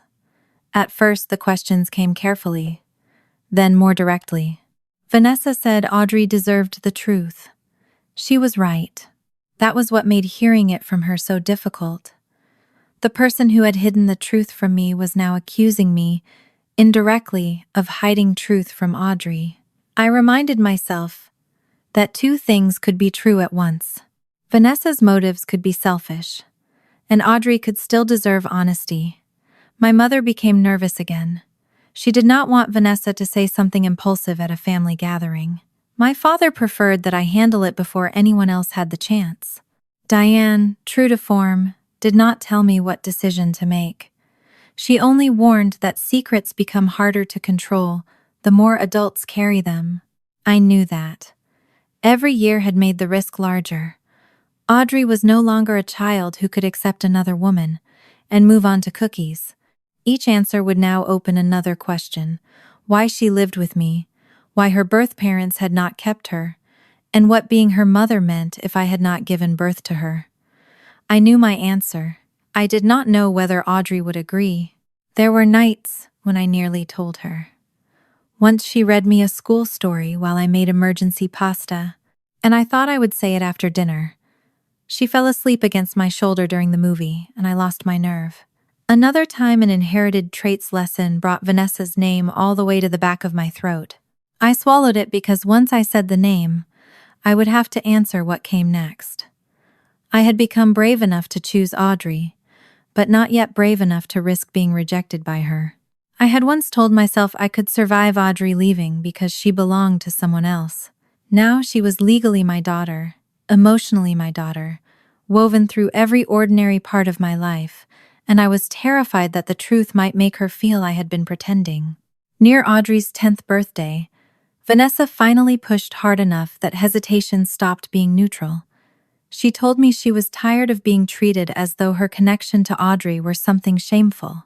She said Audrey was old enough to know who had given birth to her, and if I continued waiting indefinitely, Vanessa wanted a say in when the truth came out. I did not let the conversation become an argument. Vanessa did not have the right to reveal information to a child on whatever timetable served her need for recognition. But she had exposed the weakness in my own position. I could not ask everyone in Audrey's life to protect a truth indefinitely because I was afraid of what my daughter might do with it. If Audrey ever discovered that half the adults around her knew while she did not, the wound would not belong only to Vanessa and Ethan anymore. Some of it would belong to me. A few weeks later, Audrey came home from school, dropped her backpack near the kitchen table, and followed me while I put groceries away. She had reached the age when silence often meant a question was being assembled. I waited. She watched me place milk in the refrigerator. Then she asked, "Mom, Do you know the woman whose tummy I was in? My hand stayed on the refrigerator door. For years I had prepared answers for questions children ask when they are older. This one was simple. There was only one truthful word. Yes. Audrey looked at me differently after I said it. Not suspiciously. Not yet. But the space between one question and the next suddenly felt much smaller.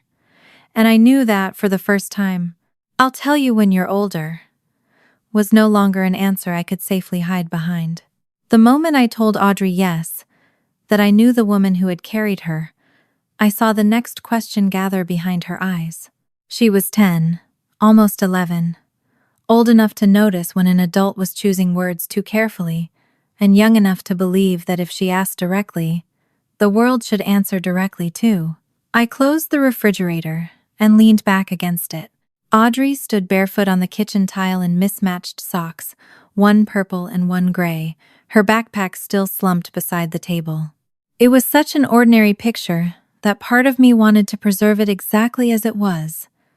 I wanted to tell her we would talk after dinner, then after homework, then next weekend, then next year.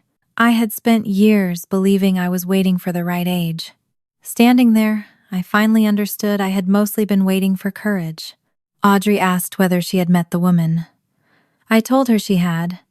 Her expression changed slightly. Not fear yet. Calculation. She began sorting through the women she knew without saying their names. I could almost see the family gatherings moving behind her eyes. I stopped her before she had to guess.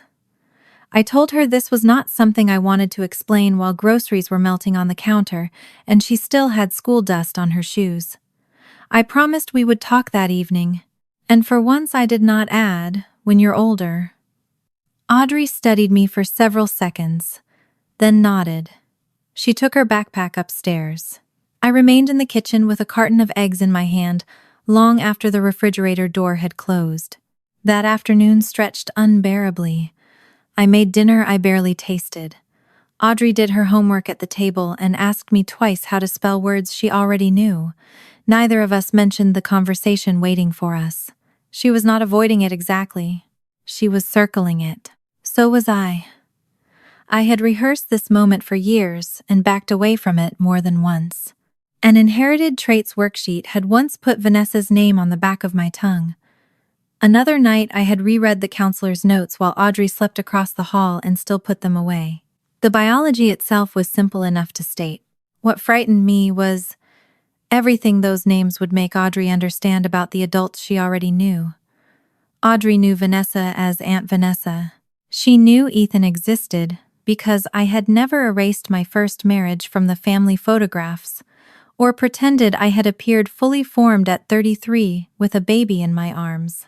She had seen an old wedding photograph once while helping my mother sort boxes. She knew Ethan had been my husband before she was born. What she did not know was that those two facts connected inside her.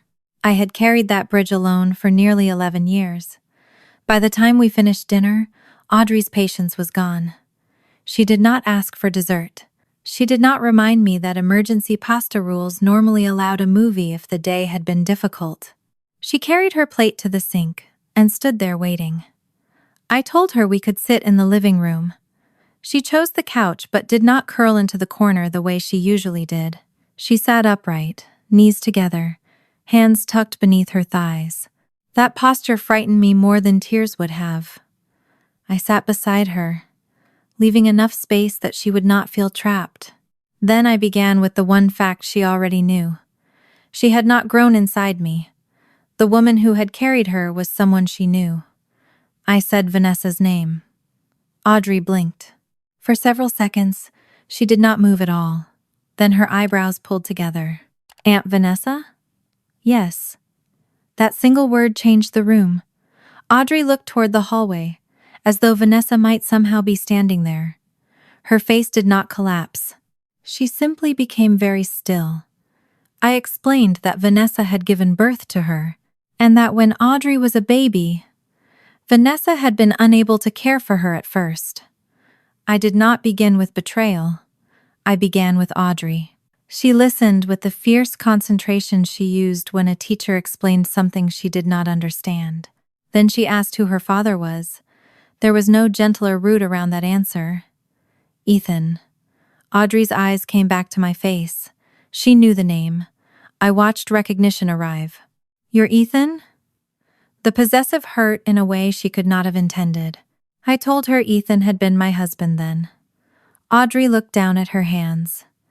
At 10 years old, she understood marriage. She understood sisters. She understood babies did not appear by accident between a married man and his wife's sister, without something having happened that should not have happened. She asked whether Ethan and Vanessa had been together while he was still married to me. I told her yes. I did not tell her how many months. I did not tell her about fertility appointments, lies about work, the hospital corridor, or the dried blood on my blouse. Those details belonged to a later age, if she ever wanted them. She had enough. The silence stretched. I had imagined Audrey would focus on the affair. I had feared she might hate Vanessa immediately, or turn on Ethan, or demand to know why I had allowed either of them anywhere near her. Instead, she asked the question I should have expected from a child. Why didn't they keep me? My throat closed. Every answer I had rejected over the years rushed through my mind. They loved you too much. They knew I could give you a better life. It was meant to be. All the phrases adults use when they want to put soft fabric around a sharp fact. I could not do that to her. I told Audrey that when she was born, Vanessa became very sick and truly could not take care of a newborn by herself. That part mattered. I did not want Audrey, growing up believing her mother had handed her away from a hospital bed, because she simply could not be bothered. Then I told her the harder part. After Vanessa became healthier, she still was not willing to become the full-time parent Audrey needed. Ethan was not willing either. I chose the words carefully. They weren't ready to become the parents you needed. Audrey's face tightened. That's the same thing. There are moments when children cut through adult language simply because they have not yet learned to hide painful conclusions behind polite distinctions. I had no clever answer. I told her it might feel the same. Her eyes filled then, not dramatically. Tears simply gathered until one slipped down her cheek. She wiped it away hard enough to redden the skin. What was wrong with me? The question came quietly. That was the moment I nearly broke. Not when I said Vanessa's name, not when I said Ethan's. That Audrey had taken the failures of two adults and translated them into the only language a child had for abandonment. Something must have been wrong with her. I moved closer, but I did not touch her until she let me. I told her nothing had been wrong with her. She had been a newborn. She had not caused anyone to be sick, afraid, selfish, unprepared, or absent. Adults had made choices before she could hold up her own head. None of those choices were evidence about her worth. Audrey cried harder after that, which seemed unfair but made sense. Sometimes reassurance opens the door grief was waiting behind. I held her when she finally leaned into me. For a few minutes, she was small again. Then she pushed away. She wanted to know why I had not told her sooner. I explained that I had tried to give her pieces of the truth she could understand as she grew, and that I had been afraid of telling her too much too young. That was true. It was not the entire truth. So I added the part that belonged to me. I had also been scared. Audrey looked at me. I did not tell her I feared she would choose Vanessa someday. Not yet. That would have turned my insecurity into something she needed to manage. I only admitted that I had worried the truth would hurt her, and that waiting had sometimes been easier for me than speaking. She did not forgive that immediately. I did not expect her to. The conversation ended because Audrey was exhausted. Even life-changing truth eventually runs into the limits of a 10-year-old body. She went upstairs. For the first time since she had learned to speak, she did not call good night through the hallway. I sat on the couch alone and stared at the empty space beside me. The next morning, she came downstairs dressed for school. I had barely slept. I placed breakfast on the table. Audrey thanked me. She did not say Mom. That first day, she avoided calling me anything. The second day, when she needed help finding a permission slip, she called from upstairs. "Natalie?" My name stopped me halfway across the kitchen. I gripped the counter for a second before answering. I did not correct her. I wanted to. Every part of me wanted to say I had been mom, before she knew the word, and would remain mom no matter whose body had carried her. But Audrey had just learned that the map of her family was not the one she thought she had. If she needed to test the labels, I would survive it. She called me Natalie 3 more times that week. Each one hurt. I answered anyway, packed her lunch, checked her homework folder, and waited at the same school curb as always. Audrey's questions arrived unpredictably. While brushing her teeth, she asked whether she looked like Vanessa. In the car, she wanted to know whether Ethan had ever held her. At breakfast, she asked if Vanessa had named her. Some answers were simple. Some were complicated. Some I told her I did not know. I refused to invent certainty. She also asked whether Vanessa could take her back. That question came on the 4th night. Audrey was sitting on her bed with her knees pulled up, picking at a loose thread on the blanket. I told her no. The adoption was permanent. I was her legal mother. Vanessa could not arrive one afternoon and change that because she wanted to. Audrey seemed relieved. I was ashamed of how relieved I felt seeing that relief. Then something else changed. At first I missed it because the change looked like improvement. Audrey stopped arguing about bedtime. She began clearing her dishes without being asked. Her schoolwork became unusually careful. She checked her backpack twice at night. She apologized if she left a towel on the floor. One Saturday she made her bed before breakfast and then asked if there was anything else she should do. I thought she was trying to regain control after learning something enormous. A week later, she brought home a math quiz with a score lower than usual. It was not disastrous. Audrey had missed several problems involving fractions and knew exactly how disappointed she was before I even saw the paper. I signed it and told her we would review the problems that weekend. She stood in the kitchen watching my face. Then she asked whether I was mad. I told her no. She asked whether I was sure. I put the quiz down. Something in her body was wrong for the size of the problem. Her shoulders were high. Her fingers were twisting the bottom of her shirt. She was watching me as if the wrong expression might trigger something much larger than extra math practice. I asked what she thought would happen because of one bad quiz. Audrey looked away. When she finally answered, her voice had gone small. "You're not going to send me somewhere, right?" The room seemed to tilt. Suddenly, the chores, apologies, and careful schoolwork made sense. Audrey was not trying to become responsible. She was trying to become worth keeping. I pulled out a kitchen chair and sat so I would not be standing over her. I told her there was nothing she could do with a math quiz, a messy bedroom, a bad mood, or a stupid mistake that would make me send her away. She watched me carefully. I added the line that stayed with us for years. "You don't pay rent here with good grades." A tiny crack appeared in her expression. Not a smile exactly, but enough. I told her she was allowed to disappoint me, get angry, fail things, and make me furious sometimes. None of that made belonging negotiable. Audrey began crying again. This time she came to me first. That night, after she was asleep, I stood in the doorway and understood the damage abandonment could do even when the child had no memory of being abandoned. Audrey did not remember Vanessa choosing not to take her back. She did not remember Ethan refusing to become her daily parent. But once she knew those things had happened, her mind built fear around the empty spaces. I could not erase the truth. All I could do was make sure the truth did not become a prophecy. The weeks after disclosure became quieter. Audrey started calling me mom again without ceremony. One morning, she simply yelled it from the bathroom because she could not find a hair tie. I answered before I had time to feel anything. Only afterward, standing in the hallway with the elastic looped around 2 fingers, did I let myself breathe. We did not celebrate the word returning. It had never truly left. Then Audrey asked to see Vanessa. I had known the request was coming. Knowing did not stop the cold sensation that moved through my stomach when she said it.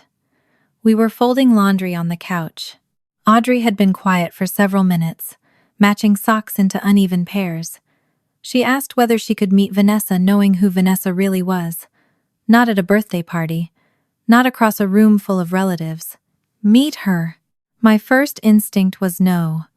The word rose so quickly it frightened me. I could list reasons. Audrey had just begun stabilizing after the disclosure. Vanessa had spent years appearing only at the edges of her life. Vanessa wanted recognition too badly. I did not trust her not to simplify the past into something that protected herself. All of those concerns were real. None automatically gave me the right to refuse Audrey forever.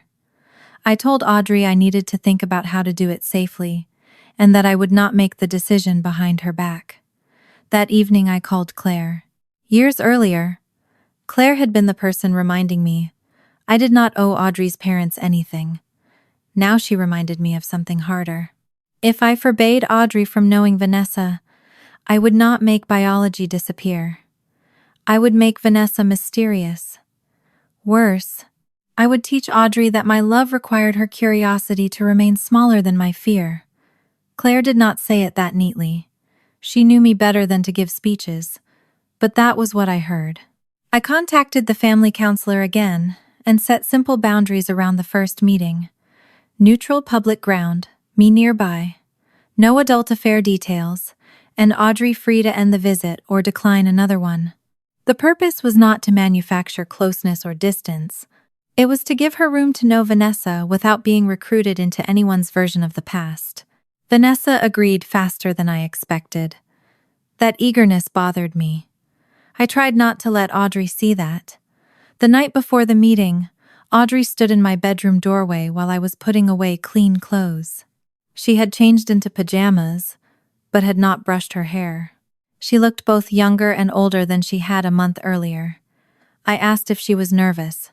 She nodded. Then she remained in the doorway. I knew there was more.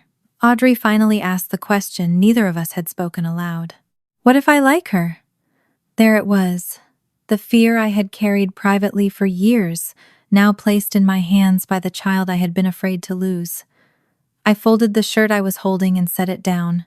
Every selfish part of me wanted to say she wouldn't. Every wounded part wanted to warn her. Instead, I looked at my daughter and told her the only thing she deserved to hear. Then you like her. Audrey watched me.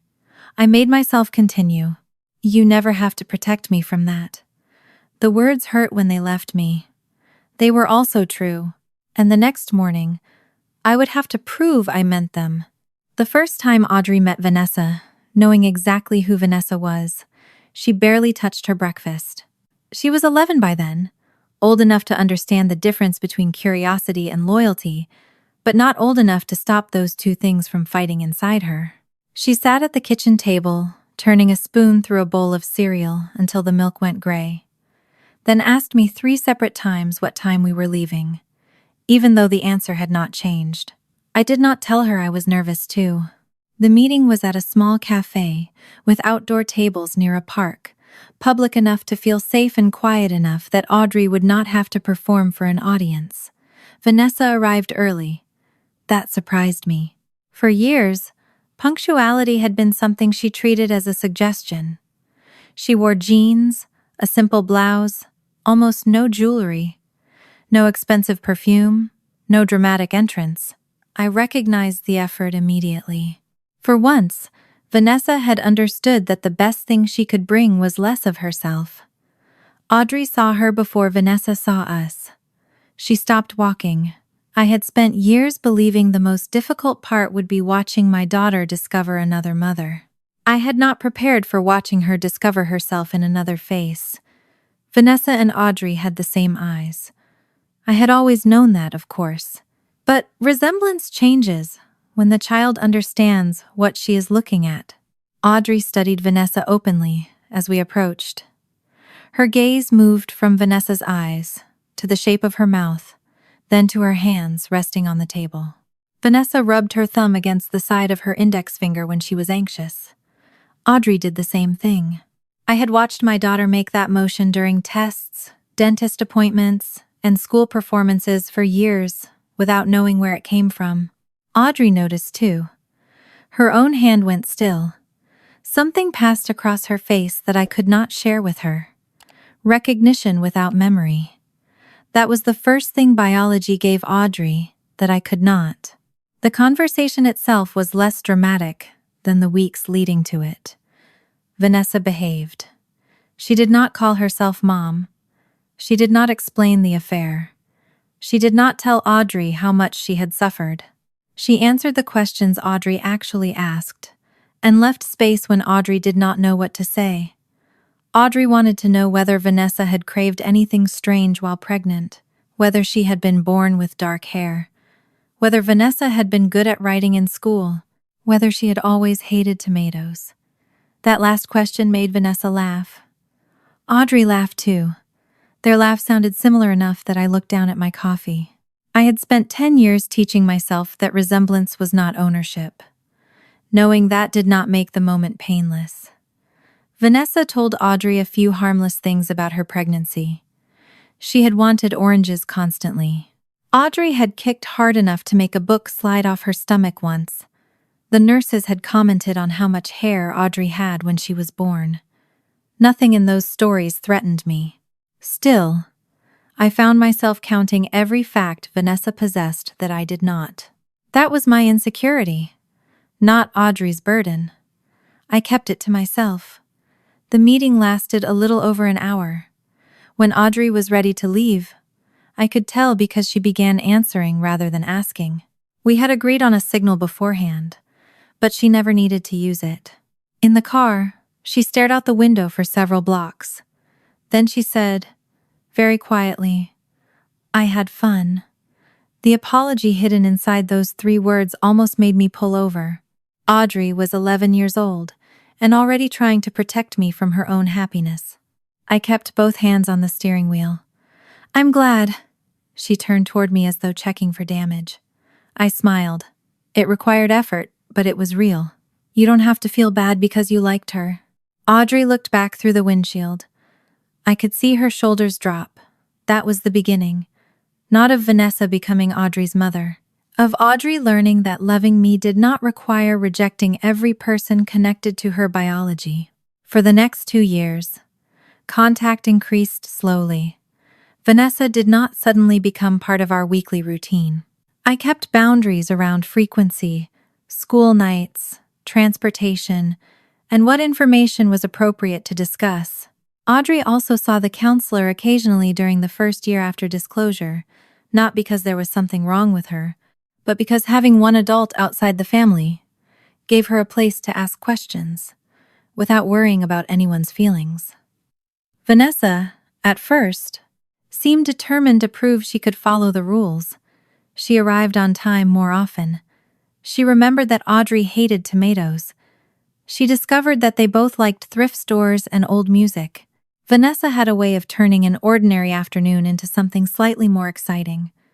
She could find a ridiculous jacket at a second-hand shop and convince Audrey to try it on. She knew which little restaurants served oversized milkshakes. She treated schedules as flexible enough to leave room for surprise. Audrey loved that. I understood why. At home, I was the person who reminded her that homework existed after a fun afternoon. I was the one who checked whether permission slips had been signed. I enforced screen time limits. I made her go to bed when she was convinced 11:30 was still early. Vanessa got to be interesting. I got to be responsible. There were days when that division felt painfully unfair. One Saturday, Audrey returned from an afternoon with Vanessa, carrying a second-hand denim jacket covered with embroidered flowers. It was completely unlike anything she usually wore. She loved it. Vanessa had found one nearly identical for herself. Audrey stood in front of the hallway mirror wearing it, turning one shoulder toward her reflection. "They look good on both of us," she said. The yes landed harder than it should have. I made dinner. That evening, Audrey complained about having to finish a science project before watching television. I told her the deadline had not changed, just because Vanessa had taken her out. Audrey rolled her eyes. It was such an ordinary 11-year-old response that I almost laughed. Instead, I heard a dangerous thought in my own head. Vanessa gets the fun version of you. I hated the thought immediately. Children do not owe fairness to parents. Audrey was not responsible for distributing affection according to labor performed. That was an adult calculation. I refused to make it hers. There were lighter moments too. Once Audrey returned from lunch with Vanessa and announced that they had discovered they both hated raisins. I told her genetic research could finally close the case. She stared at me for a second, then laughed. Humor helped. It allowed biology to become ordinary, instead of sacred. Audrey could share Vanessa's eyes, her dislike of raisins, and her habit of rubbing her thumb against her finger without any of those things threatening the life she and I had built. But the outside world was less careful. When Audrey was 12, a classmate saw Vanessa pick her up from an after-school activity and asked whether Vanessa was her mother. Audrey answered that Vanessa was her birth mother. The girl asked what that made me. Audrey said I was her mom. The girl accepted it. Not every question became cruelty. Some were simply curiosity. Others were less harmless.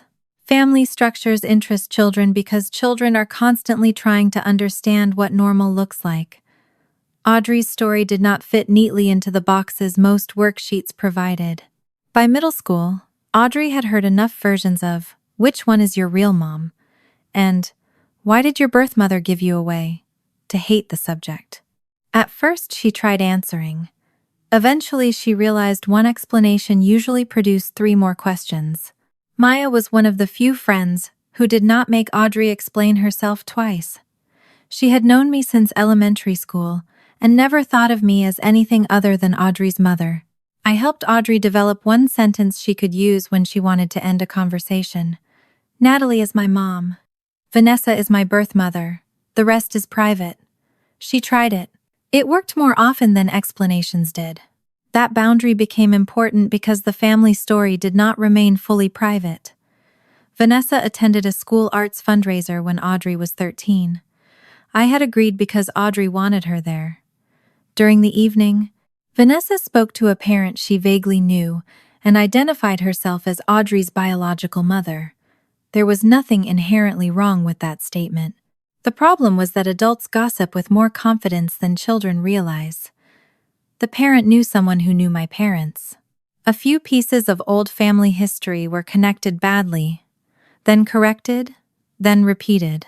Within weeks, one girl at school knew enough to understand that Vanessa had become pregnant, while Ethan was still married to me. Audrey did not tell me when she first heard the phrase. I learned because she came home one afternoon and dropped her backpack beside the kitchen table harder than usual. She went straight upstairs. That was not like her. I gave her 20 minutes. Then I carried a plate of apple slices to her room and left it on the desk without asking questions. She eventually came downstairs after dinner. I was loading the dishwasher when she stood behind me. "Mom?" There was something in her voice that made me close the machine. She asked whether there was a name for children born because of an affair. I did not answer immediately. Audrey looked at the floor. Then she told me someone at school had called her an affair baby. I felt anger arrive cleanly this time. Not the helpless rage of betrayal, the protective kind. But Audrey did not need to watch me become furious. She needed help understanding what the words meant. "Is that what I am?" she asked. This was not the same fear she had carried at 10. Then she had wondered whether she was worth keeping. Now she was wondering whether other people could reduce her to the circumstances of her birth. I told her Ethan and Vanessa had an affair. That was an action they had taken. Audrey was a person.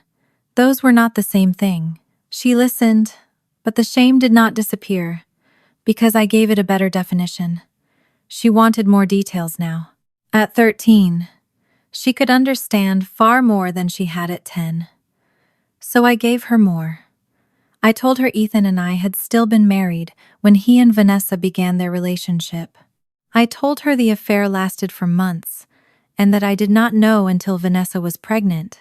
I still did not give Audrey every intimate detail. She did not need a catalog of wounds. Then she asked the question that made me sit down. If I hadn't been born, would you still be married? I looked at my daughter and saw how easily children insert themselves backward into adult disasters. No. She looked surprised.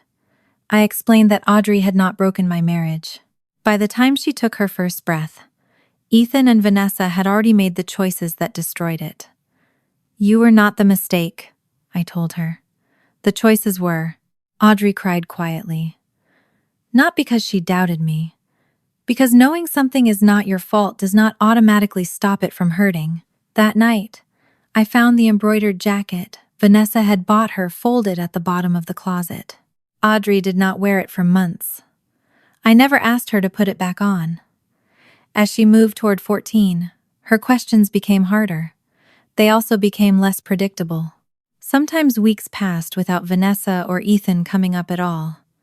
Audrey worried about grades, complained about school lunch, discovered music I supposedly could not understand because I was ancient, and spent absurd amounts of time deciding whether a text from a boy contained hidden meaning. Then, in the middle of an ordinary evening, the past would return. One night, we were making emergency pasta after she had lost a school writing contest she had been certain she would place in. She was grating Parmesan with unnecessary aggression. Without looking at me, she asked whether I had hated her when she was a baby. The question was so direct that for a moment I considered giving the easy answer. Never. It would have comforted her. It would also have been a lie. I turned the stove down. I told Audrey that there had been moments in the beginning when looking at her hurt. She stopped grating cheese. I explained that sometimes a shape in her face reminded me of Ethan. Sometimes holding her reminded me that Vanessa had carried her while I was still married. There were nights when I was so tired and so overwhelmed that I placed her safely in the crib and walked into the hallway because I needed a few minutes before I could be gentle again. Audrey's expression tightened. I made myself continue. That was my pain. It was never your fault, and I never made it yours. She remained silent. Then she asked when I stopped seeing them when I looked at her. I searched my memory for a date. There was none. No morning when I woke and Ethan disappeared from her face. No milestone when Vanessa vanished from the story. It had happened gradually. One day, I said, I realized I wasn't looking at where you came from anymore. I was just looking at you. Audrey's eyes filled. She turned back toward the stove before I could. Then she sprinkled far too much Parmesan into the pan. Neither of us mentioned the tears. That conversation changed something between us. Not because every question had been answered. Because Audrey had heard a truth I could easily have softened and discovered that honesty did not make me leave. For a while, things steadied. Then adolescence did what adolescence does. At 14, Audrey began wanting more independence. At the exact moment, I became more aware of everything that could hurt her. Vanessa saw Audrey differently too. Not as the child who needed carefully arranged visits, as a teenager with opinions. She began offering freedoms I was less willing to give. Later curfew, more spontaneous plans, fewer questions about homework. Most of the time, I did not interfere unless something crossed a boundary I had already set. But Vanessa had a habit of telling Audrey she would have allowed something before checking with me. That was enough. One Friday, Audrey wanted to attend a party at a house where I knew there would be older teenagers and very little adult supervision. I said no. Vanessa had apparently told her earlier that afternoon. She thought 14 was old enough to learn responsibility through experience. By the time Audrey came home, she had already built the disagreement into something larger. She accused me of being controlling. I told her she could be angry, but the answer was still no. She said Vanessa trusted her. I reminded her that trust and supervision were not opposites. Audrey's frustration climbed. Mine did too. But I refused to turn the argument into a referendum on Vanessa. The party was the issue, not biology. Audrey did not see it that way. She accused me of always finding reasons Vanessa was wrong. I said I had not stopped her from seeing Vanessa. That was true, but not useful. Audrey heard defense where I intended context. She said I was jealous. The word struck close enough to truth that I went quiet. There had been jealousy over the years. Not the kind Audrey meant. I had envied Vanessa's physical resemblance to her. I had envied the biological history they shared without effort. I had envied the way Vanessa could enter after the hard work and still light up a room. None of that changed the party. Audrey saw my silence as proof. Then she reached for the sharpest thing she had. She's my real mother. The room became still. Audrey's face changed before the next sentence left her mouth. Some part of her knew exactly where she was aiming. You're not even my real mom. There are sentences you hear with your ears. That one entered through my ribs. For a fraction of a second, I saw the newborn who had turned toward my voice, and the 10-year-old who once believed a bad math quiz could make me send her away. I could have answered with 1,800 nights of lost sleep, doctor visits, packed lunches, guardianship forms, adoption papers, every sacrifice. I could have said, after everything I've done for you. The sentence rose inside me. I swallowed it, because if I said it, I would turn motherhood into an invoice. Audrey did not owe me obedience because I had raised her. She was still 14, still angry, still wrong about the party. I told her she was allowed to be angry, but she was not going. Nothing more. Audrey stared at me. The absence of retaliation seemed to unsettle her. Then she turned and went upstairs. Her bedroom door closed harder than usual. I remained in the kitchen. The dinner I had been preparing sat untouched on the ban. Cabinet door was still open behind me. My hands had begun shaking, so I pressed them flat against the edge of the sink. Only after I heard the floorboards upstairs stop moving did I let myself cry. Quietly, not because a 14-year-old had successfully changed what I was, because she had discovered the one sentence capable of reaching the oldest fear I had carried since the day I brought her home. Years earlier, I had been afraid that if Audrey learned the truth, blood would eventually pull her toward Vanessa. Now the truth was known. Vanessa was no longer mysterious. Audrey had looked at both of us. And tonight, in anger, she had chosen the word real for someone else. I knew teenagers said cruel things to parents they loved. I knew anger was not a legal document or a final judgment. None of that prevented the sentence from hurting. Upstairs, another door clicked softly as Audrey moved through her room. I looked at the staircase and wondered what morning would bring. Whether she would come down and call me Mom, whether she would call me Natalie again, or whether, for the first time in her life, she would not know what to call me at all.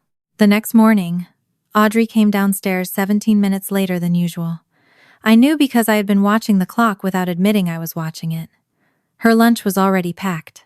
Cereal waited beside the bowl so it would not turn soggy, and I had put out a banana because she had track practice after school. None of it required thought. I had spent most of the night hearing, "You're not even my real mom." Yet at 6:30, my hands still moved through the kitchen, according to 14 years of habit. Motherhood did not wait for my pride to recover.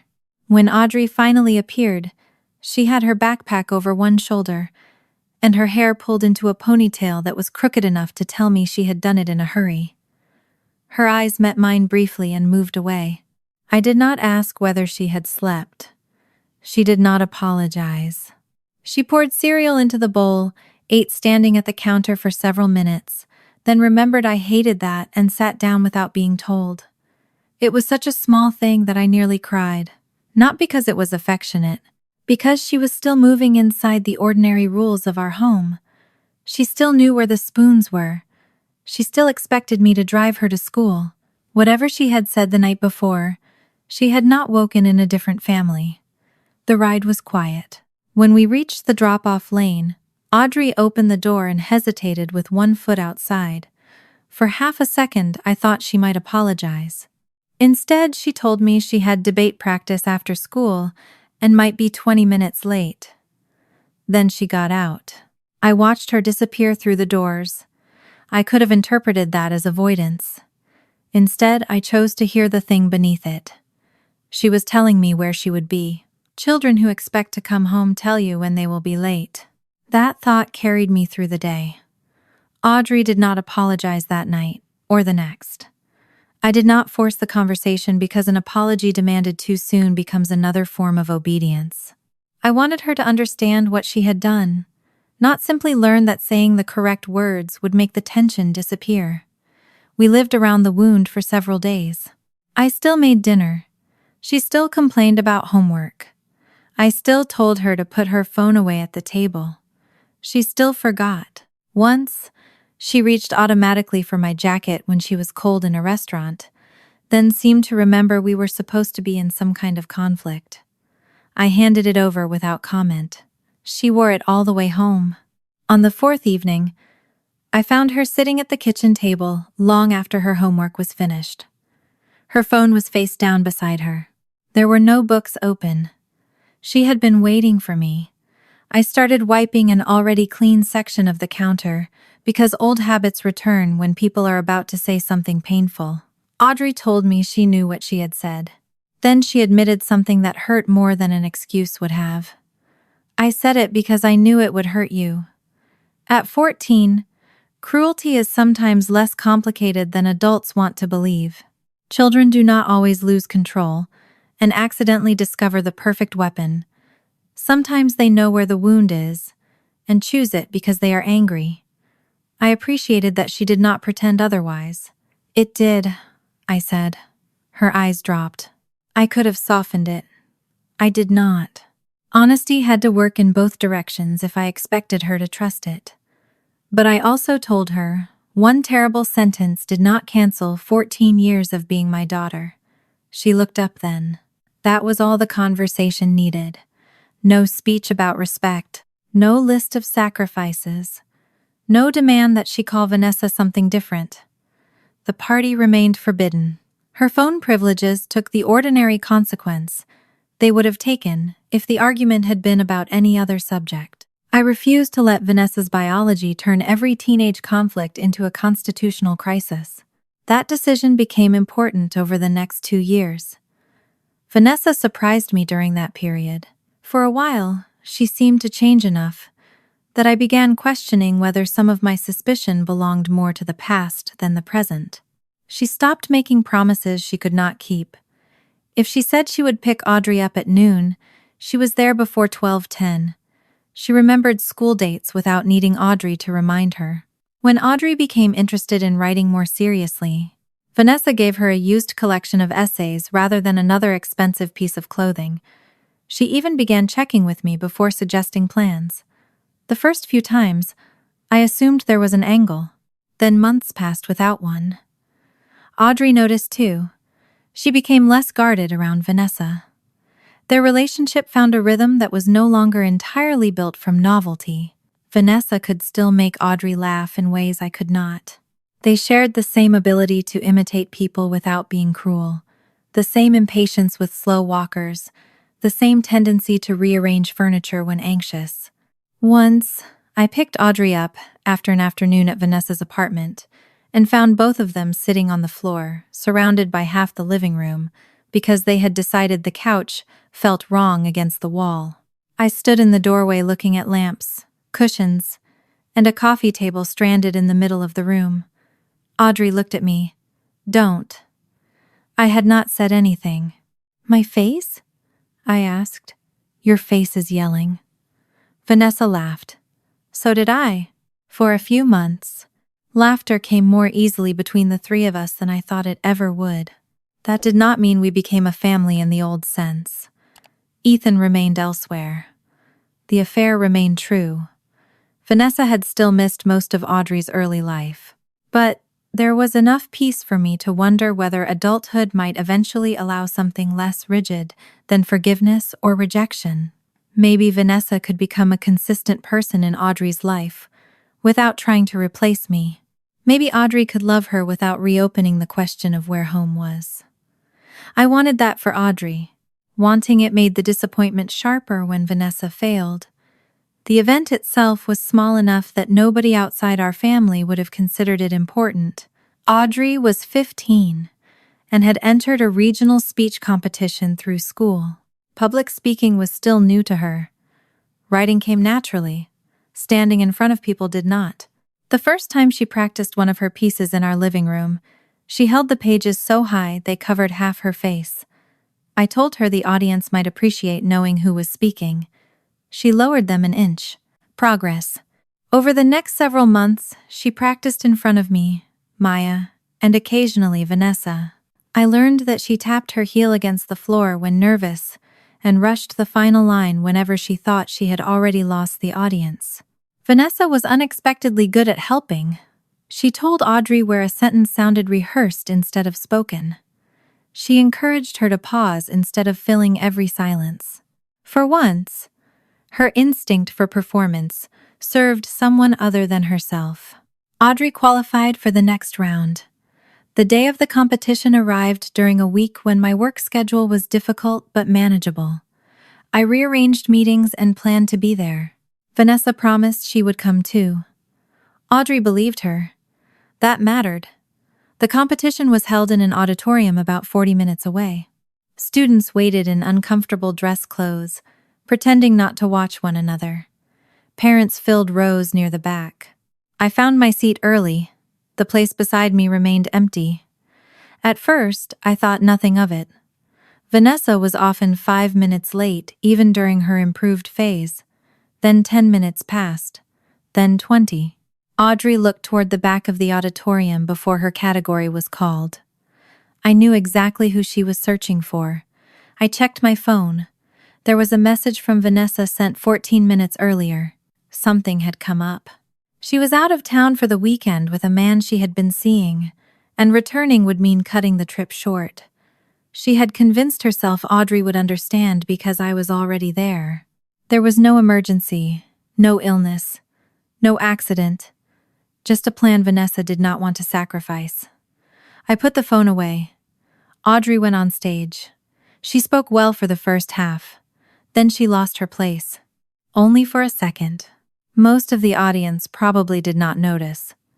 I did. Her eyes moved toward the empty chair beside me. She recovered and finished. She did not place. On the drive home, she stared out the window. I did not tell her Vanessa had always been like this. I did not say this was what I had tried to warn her about. Those sentences would have used Audrey's disappointment to prove I was right. I would not do that.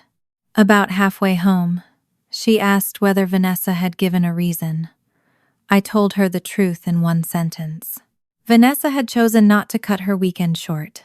Audrey nodded. Nothing else. When we stopped for gas, she went inside the small convenience store and came back with 2 terrible packaged pastries, one for each of us. We ate them in the car without speaking. That night she asked for emergency pasta. It was the first time since childhood she requested it herself. I made it. We wore pajamas before 7 and watched a movie Audrey had seen enough times to recite, but thankfully did not. The disappointment remained. So did home. Vanessa apologized the next day. Audrey accepted the apology but did not rush to make Vanessa feel better. That was new. I watched her learn something I had taken much longer to understand. Forgiveness did not require erasing the information somebody's failure gave you. Vanessa could love Audrey. Vanessa could also prioritize herself when love became inconvenient. Both could be true. Ethan's version of parenthood became clearer around the same time. He had maintained occasional contact over the years, mostly birthdays, holiday messages, and sporadic invitations that depended heavily on his schedule. As Audrey grew older, he found it easier to interact with her. Teenagers did not require diaper bags. They could meet for lunch. They could pose for photographs and answer questions about school. When Audrey won a district writing award at 16, Ethan suddenly became enthusiastic. He asked for a copy of the article from the school website. He sent a congratulatory message longer than anything he had written to her in months. Then he attended the small school ceremony and stood beside her afterward for photographs. I watched him place one hand lightly behind Audrey's shoulder. He looked proud. I believed the pride was real. That was what made his kind of failure more complicated. Ethan did not feel nothing. He simply wanted relationships in forms that made few demands on him. After the ceremony, he told Audrey he had always known she would do something special. Audrey smiled politely. Later, in the car, she asked whether Ethan knew she had been on the school paper for almost a year. I told her I did not know. She stared through the windshield. He had praised the result without knowing the work that produced it. That distinction had begun to matter to her. By 16, Audrey had grown more comfortable with writing than almost anything else. It was not because she wanted to become the official historian of our family. In fact, she avoided writing about adoption for years. She wrote about school rules, books, neighborhood issues, teachers who had been at the school longer than anyone could remember, and once an editorial about why students should have more input in cafeteria options. Her first published school paper piece contained 3 commas I thought should have been semicolons. I did not mention that. She joined debate reluctantly after a teacher encouraged her. At first, she hated the rigid format. Then she discovered she liked having to understand an argument well enough to answer it. That skill followed Audrey outside competitions too. She became less interested in winning family conversations and better at asking what people actually meant. Sometimes I wished she had not become quite so good at it. One evening, I told her she could not borrow the car because she had left the gas tank nearly empty the previous time. She argued that technically, she had not left it empty. I reminded her that technically did not power a vehicle. At 16, driving became its own source of comedy and terror. The first lesson lasted 18 minutes. Audrey began with the confidence of someone who had spent years watching other people operate cars. Then she braked too hard at the end of our street. My seatbelt locked. My right hand grabbed the door handle. Audrey stared at me. "You said I was doing great?" That was before I saw my life flash before my eyes. She laughed so hard she had to put the car in park. Years later, I would remember that afternoon whenever people reduced Audrey's childhood to the circumstances of her birth. They missed almost everything. They missed the driving lessons, the arguments over gas, the stupid pastries after disappointment, the papers spread across the kitchen table, the emergency pasta, the ordinary life that grew around the old wound until the wound was no longer the largest thing in the room. Vanessa saw Audrey changing too. As Audrey became more articulate, their conversations became deeper. At first, I was glad. Vanessa had spent years proving she could discuss her own choices, only by circling them. Maybe Audrey's questions would finally force honesty. Instead, something subtler happened. Vanessa began changing the language she used about the past. At first, the change in Vanessa's language sounded harmless. She said she had been unstable after Audrey's birth and believed the baby would have a better life with me. Later, she called allowing the adoption to proceed the hardest decision she had ever made. Then she began adding something else. She had known how badly I wanted a child. Each statement contained enough truth to sound reasonable, but together they moved her farther from the woman who had repeatedly postponed taking Audrey back. I corrected nothing immediately because Audrey had not asked me a direct question. Part of me also wanted to believe Vanessa simply lacked precise language. Then, during Audrey's junior year, Vanessa used the word sacrifice. Audrey told me about it after dinner. She had been at Vanessa's that afternoon. They had been talking about the adoption, and Vanessa had said letting Audrey stay with me had been her sacrifice as a mother. She said she had recognized that I could give Audrey stability, and that after everything I had gone through trying to have a baby, perhaps keeping Audrey had given me something too.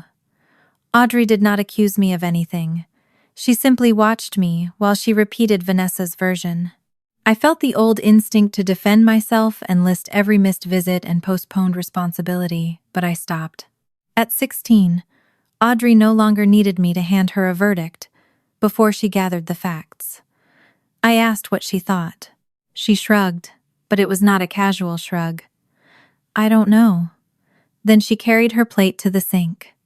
The conversation ended. The question did not.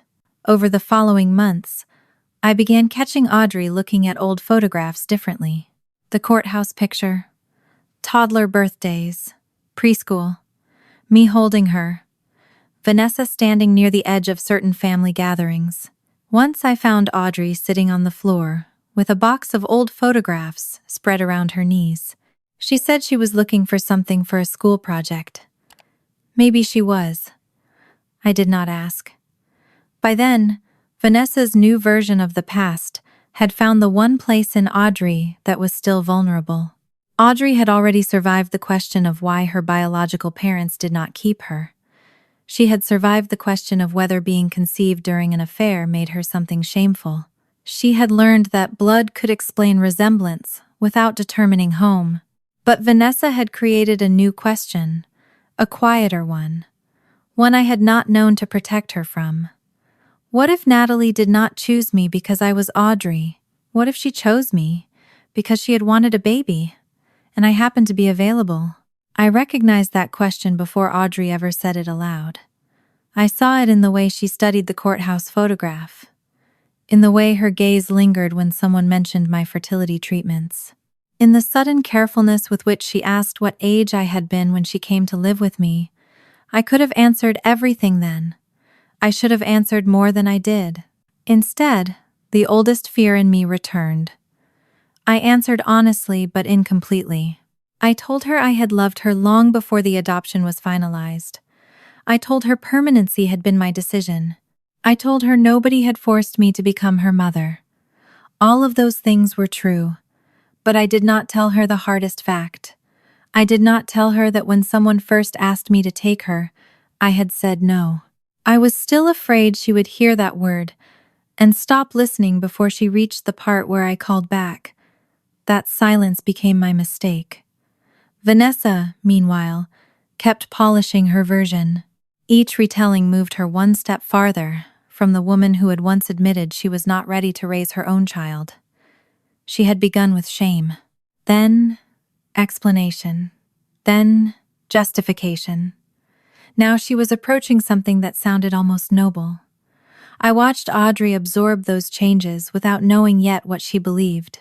One evening near the end of her junior year, she came into the kitchen while I was sorting mail. She stood across from me for several seconds. There was no anger in her face. That frightened me more. She looked like someone trying to solve a problem. Then she asked how old I had been when I knew I wanted to be a mother. I gave her the honest answer. Long before she was born. Audrey nodded. She did not ask anything else. She went upstairs. I stayed beside the counter, holding an unopened electric bill, knowing there was another question behind the one she had asked. Vanessa had finally found a version of the past that did more than excuse her. It gave her a role she could admire. She was no longer the woman who had failed to take responsibility for her daughter. In her own story, she was becoming the woman who had made a painful sacrifice so her child could have stability, and so her infertile sister could finally become a mother. And for the first time since Audrey had learned the truth about where she came from, I could see my daughter beginning to wonder whether that story might be true. By the beginning of Audrey's senior year, Vanessa had settled on the word sacrifice. She now spoke as though Audrey's adoption had been a deliberate choice, made for everyone's good rather than the end of months, in which illness gave way to hesitation, and hesitation became avoidance. The facts had not changed. Vanessa's place inside them had. Audrey did not report every conversation with Vanessa, and I did not ask her to.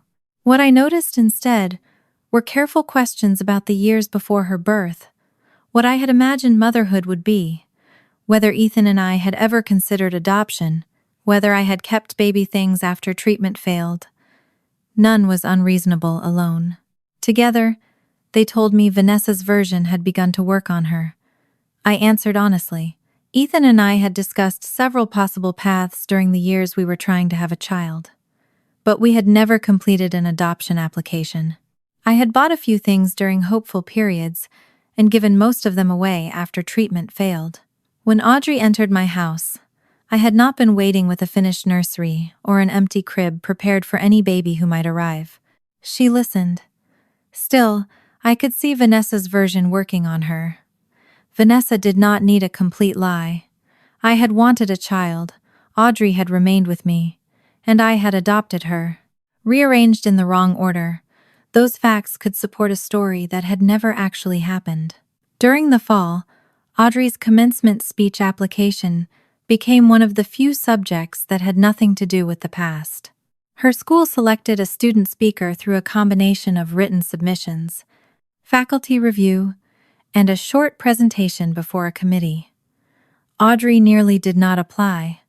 She had become comfortable speaking in debate rooms and school competitions, but graduation felt different. It was not about arguing a position. It was supposed to say something worth carrying out of the building. Her English teacher encouraged her. So did Maya. I tried not to push. Audrey submitted a draft about growing up, surrounded by questions adults expected young people to answer too early. What career they wanted, where they belonged, what success should look like. The speech was thoughtful and a little too polished. She knew it. I knew it. The committee apparently saw enough in it anyway. In January, she was selected as the student commencement speaker. I cried when she told me. Audrey laughed at me. She had become very good at pretending my tears were embarrassing, while moving closer whenever they appeared. For several weeks, graduation gave us something uncomplicated to look forward to. Then, Vanessa began talking about sacrifice again. This time, she stopped hinting. Audrey came home from meeting her one Sunday afternoon and found me reorganizing the pantry, which was what I did when I needed to think without appearing to think. She did not take off her jacket.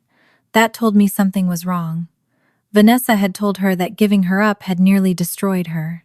According to Vanessa, she had been frightened and physically weak after childbirth, but she had also known I had wanted to become a mother for years. She said she had eventually understood that keeping Audrey with me would give both of us something we needed. I placed a can of tomatoes on the wrong shelf and stared at it. Audrey watched me. There was no accusation in her face. That made defending myself harder. She said Vanessa believed I had always known, somewhere inside me, that Audrey was meant to stay. I wanted to tell Audrey immediately that the first time anyone asked me to take her, I had said no. The word reached the back of my throat and stopped there. I remembered the bad math quiz, and how quickly she had once turned abandonment into a judgment about herself. At 17, she might understand the context, or she might hear only refusal. I chose half the truth. I told her nobody had forced me to adopt her. I told her permanency had been my decision. I told her Vanessa had never handed me a baby as a gift. All true. Not enough. Audrey nodded, removed her jacket, and carried it upstairs. I knew I had failed the conversation before I heard her bedroom door close. The person who finally stopped me from protecting Audrey with incomplete truth was Diane. She had watched the situation quietly for years.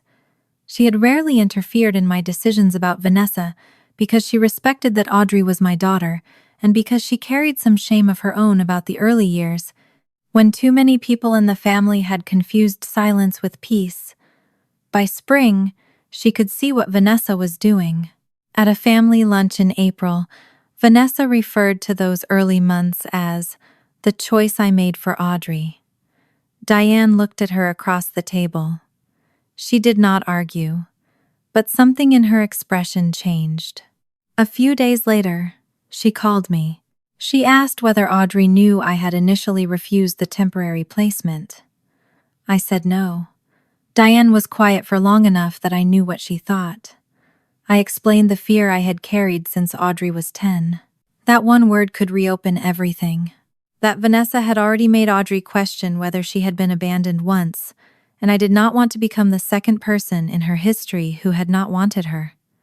Diane listened. Then she said something simple. Audrey was almost 18. If I continued choosing which pieces of the truth she could handle, I was no longer protecting a child. I was controlling the story. That sentence followed me for days. Before I could decide how to act on it, Audrey went to Diane herself. I did not learn about the conversation until afterward. While looking through Diane's boxes for a graduation photograph, Audrey found one of my guest room from before she came to live with me. A plain bed, an ordinary dresser, no nursery waiting for a baby. It did not prove why I had taken her, but it made Vanessa's version of me as a woman waiting desperately for any child feel less complete. Audrey asked Diane what had actually happened when she first needed somewhere to go. Diane did not tell Audrey everything immediately. She called me first. I knew what she was asking permission to do. For several seconds, I considered saying no. Then I remembered. Every time I had told Audrey, the truth belonged to her. I could not keep meaning that only when the truth made me look good. I told Diane to answer her. Later, Diane told me Audrey went still when she heard the missing fact. The first time I was asked to take her, I declined. Audrey's first response was the one I had always feared, so she didn't want me either. Diane gave her the context she had witnessed firsthand. My marriage had just collapsed. I had never met the newborn, and no one had ordered me to become her caregiver. Then, after saying no, I called Diane and the social worker back myself and agreed only to temporary care. Diane could not speak for every thought I had carried that night, but she remembered that I had already loved Audrey as my niece, before I knew whose child she was. She also knew what followed. Temporary care became guardianship as Vanessa's recovery stretched on, and permanence came only after months in which neither biological parent built a daily life around Audrey. When Audrey came home that evening, she did not call out from the hallway. I was at the kitchen table going through mail. She set her bag down, then she sat across from me. Her face was blotchy from crying, though she had clearly tried to hide it before coming inside. I knew immediately. Diane told you. Audrey nodded. I put the envelope in my hand down. For years I had imagined this moment and prepared explanations. Now I had none. Audrey asked the only question that mattered. Why didn't you tell me you said no? There was no anger in the words, only hurt. I told her the truth, because I never wanted you to hear the word no and think it was about you. Audrey looked away. My voice shook, despite everything I did to control it. I told her that first no had been a boundary against the disaster surrounding me, not a verdict on a newborn I had not even met. For one night I meant it. Then I remembered the niece I had already loved, before the hospital changed everything, and I called back while I was still hurt. When Audrey asked whether I had wanted a baby, I answered yes. Infertility had once organized whole months of my life. But wanting motherhood was not the same as choosing Audrey.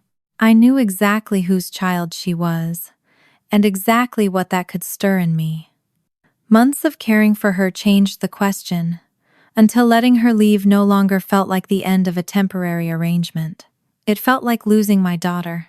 Audrey covered her face with both hands. I let her. I had learned long ago not to rush into every silence. When she finally lowered them, she asked whether I had ever been afraid she would choose Vanessa over me.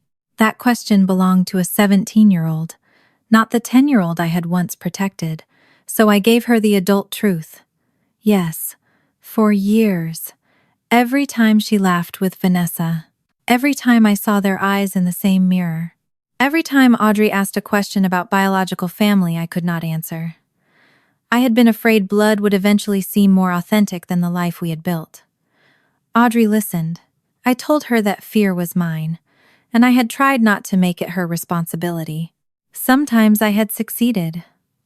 Sometimes, by withholding parts of the truth I had not. I apologized for that. Audrey did not immediately tell me everything was fine. I was grateful. Easy forgiveness would have made the conversation feel smaller than it was. She went upstairs after an hour.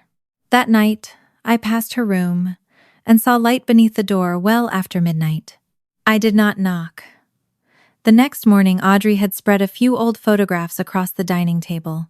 The courthouse picture, kindergarten, the six-finger drawing, the driving lesson, and Diane's photograph of the plain guest room.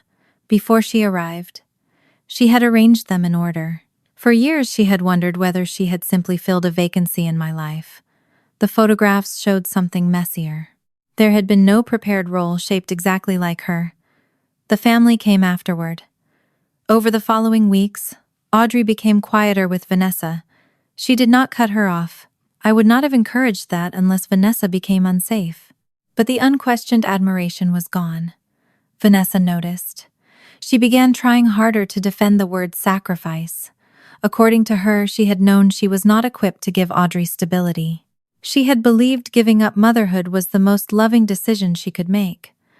Audrey no longer accepted the framing without examining it. She knew now that Vanessa had not placed her carefully into my waiting arms.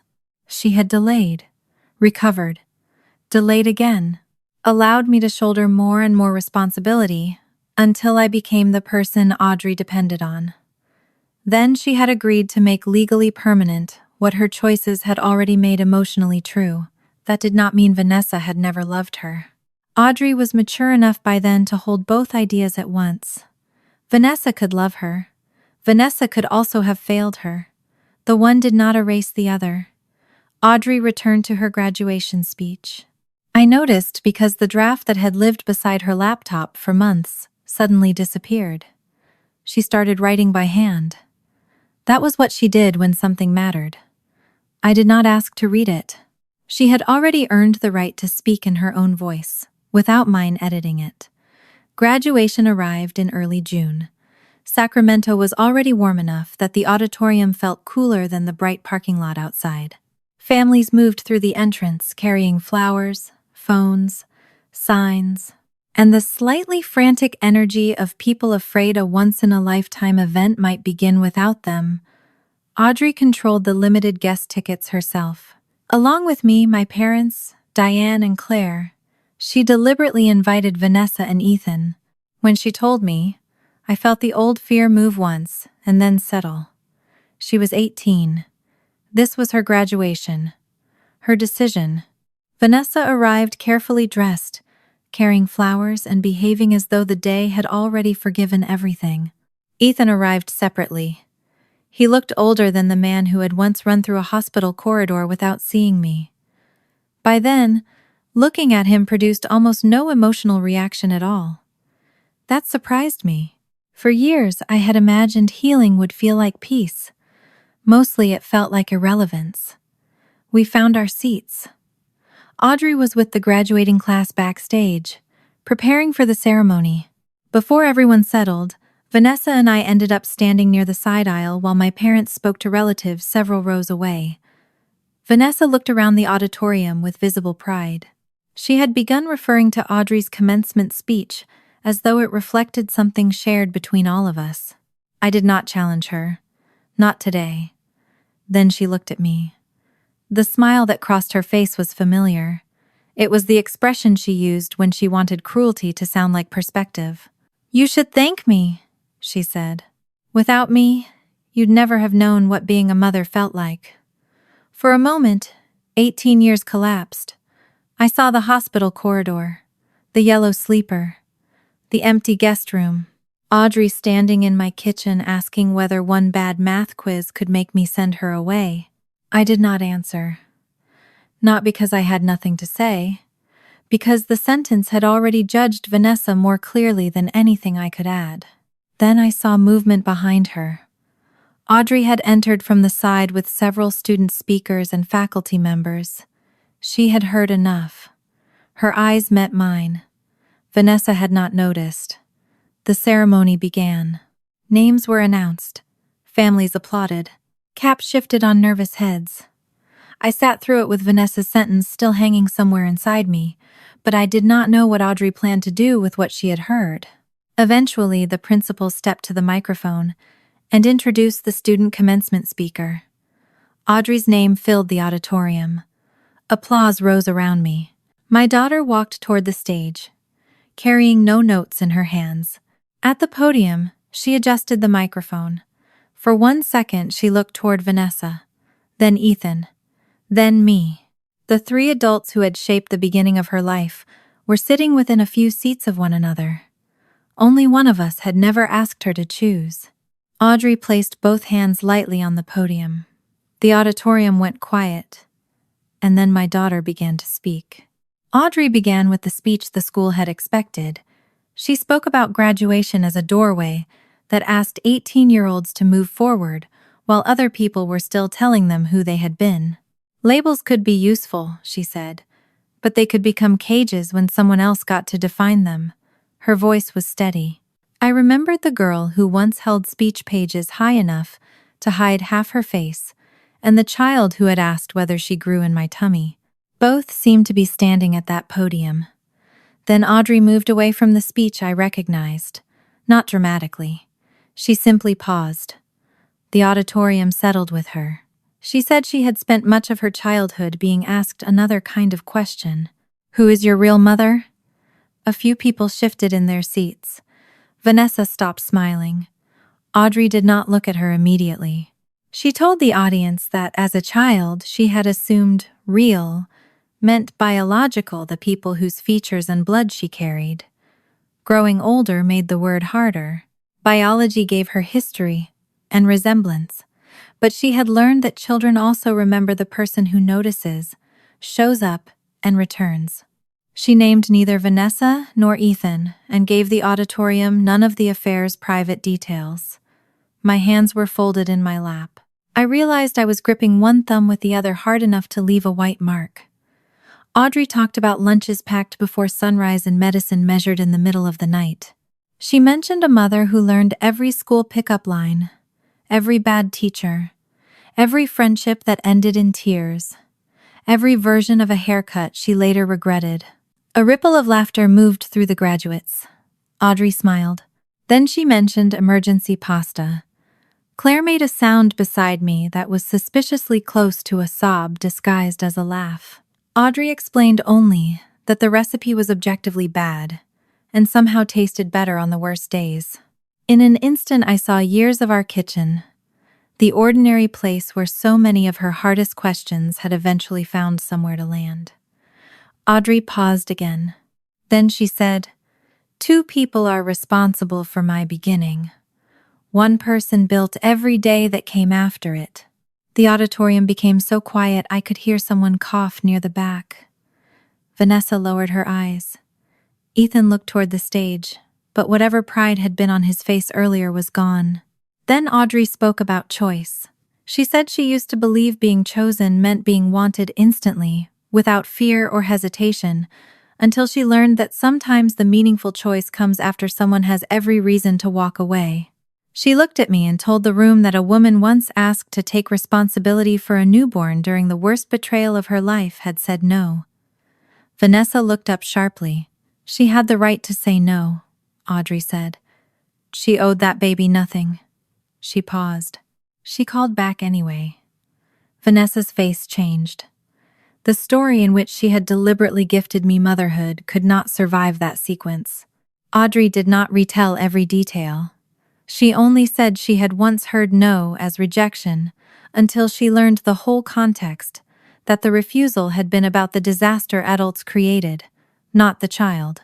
Audrey's gaze moved briefly toward Vanessa, then Ethan. Neither looked back at her. Then she returned to me. "My mother is not the woman I owe my birth to," she said. "She is the woman who never made me owe her for staying." I pressed my lips together. Around me, parents and students were quiet, while Audrey simply continued.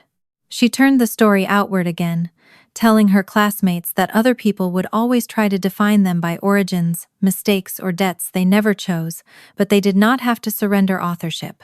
Then Audrey gave the line that sounded more like my daughter than any polished conclusion could have. "I couldn't choose how I was born.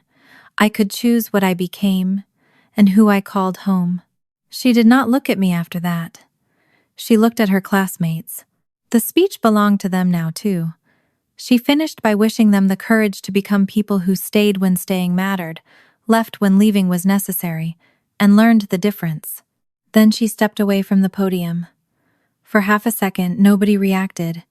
Then applause spread through the auditorium until people were standing. My knees would not have trusted me, so I stayed seated while Claire cried beside me. Diane covered her mouth, and my mother gripped my arm. Across the aisle, Vanessa had lowered her head, and Ethan stared at his hands. Once, that sight might have felt like victory. Now it mattered far less than the fact that Audrey had taken ownership of her own story. The ceremony continued, which almost made me laugh. After the most important words I had ever heard, there were still names, tassels, photographs, and parents blocking aisles despite being told not to. When Audrey later crossed for her diploma, I cheered too loudly. She rolled her eyes while smiling. Afterward, the crowd spilled into the bright Sacramento afternoon. Graduates disappeared beneath flowers and balloons. Families attempted group photographs while people walked through the background. The air smelled like dry grass and sunscreen. I found Audrey near the edge of the courtyard. For one moment, we only looked at each other, and every sentence I might have offered pride, apology, gratitude felt too small. Audrey crossed the space first and wrapped both arms around me. Her graduation cap pressed awkwardly against my temple. When she stepped back, she wiped beneath one eye and accused me of ruining her makeup. I told her she had inherited dramatic tendencies from somewhere else. She laughed. Then Vanessa approached. I saw the uncertainty before she reached us. For once, she did not behave as though access to Audrey belonged to her automatically. She stopped several feet away. The flowers in her hand looked suddenly excessive. Audrey turned toward her.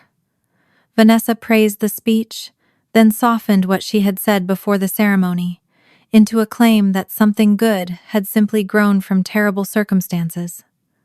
I stayed quiet. Audrey told her she knew Vanessa loved her, but love did not give her the right to rewrite the past. If Vanessa wanted a relationship with her as an adult, it could not be built on the claim that she had gifted me a child or sacrificed motherhood so I could have it. Vanessa looked at me then, old instinct, as if I had written the words and placed them in Audrey's mouth. I said nothing. This boundary did not belong to me. Audrey held Vanessa's gaze until Vanessa looked back at her. Eventually, my sister nodded. It was not transformation, and I did not need it to be. What had changed was simpler. She no longer controlled the terms of access to Audrey's life. Audrey did. Ethan waited farther away.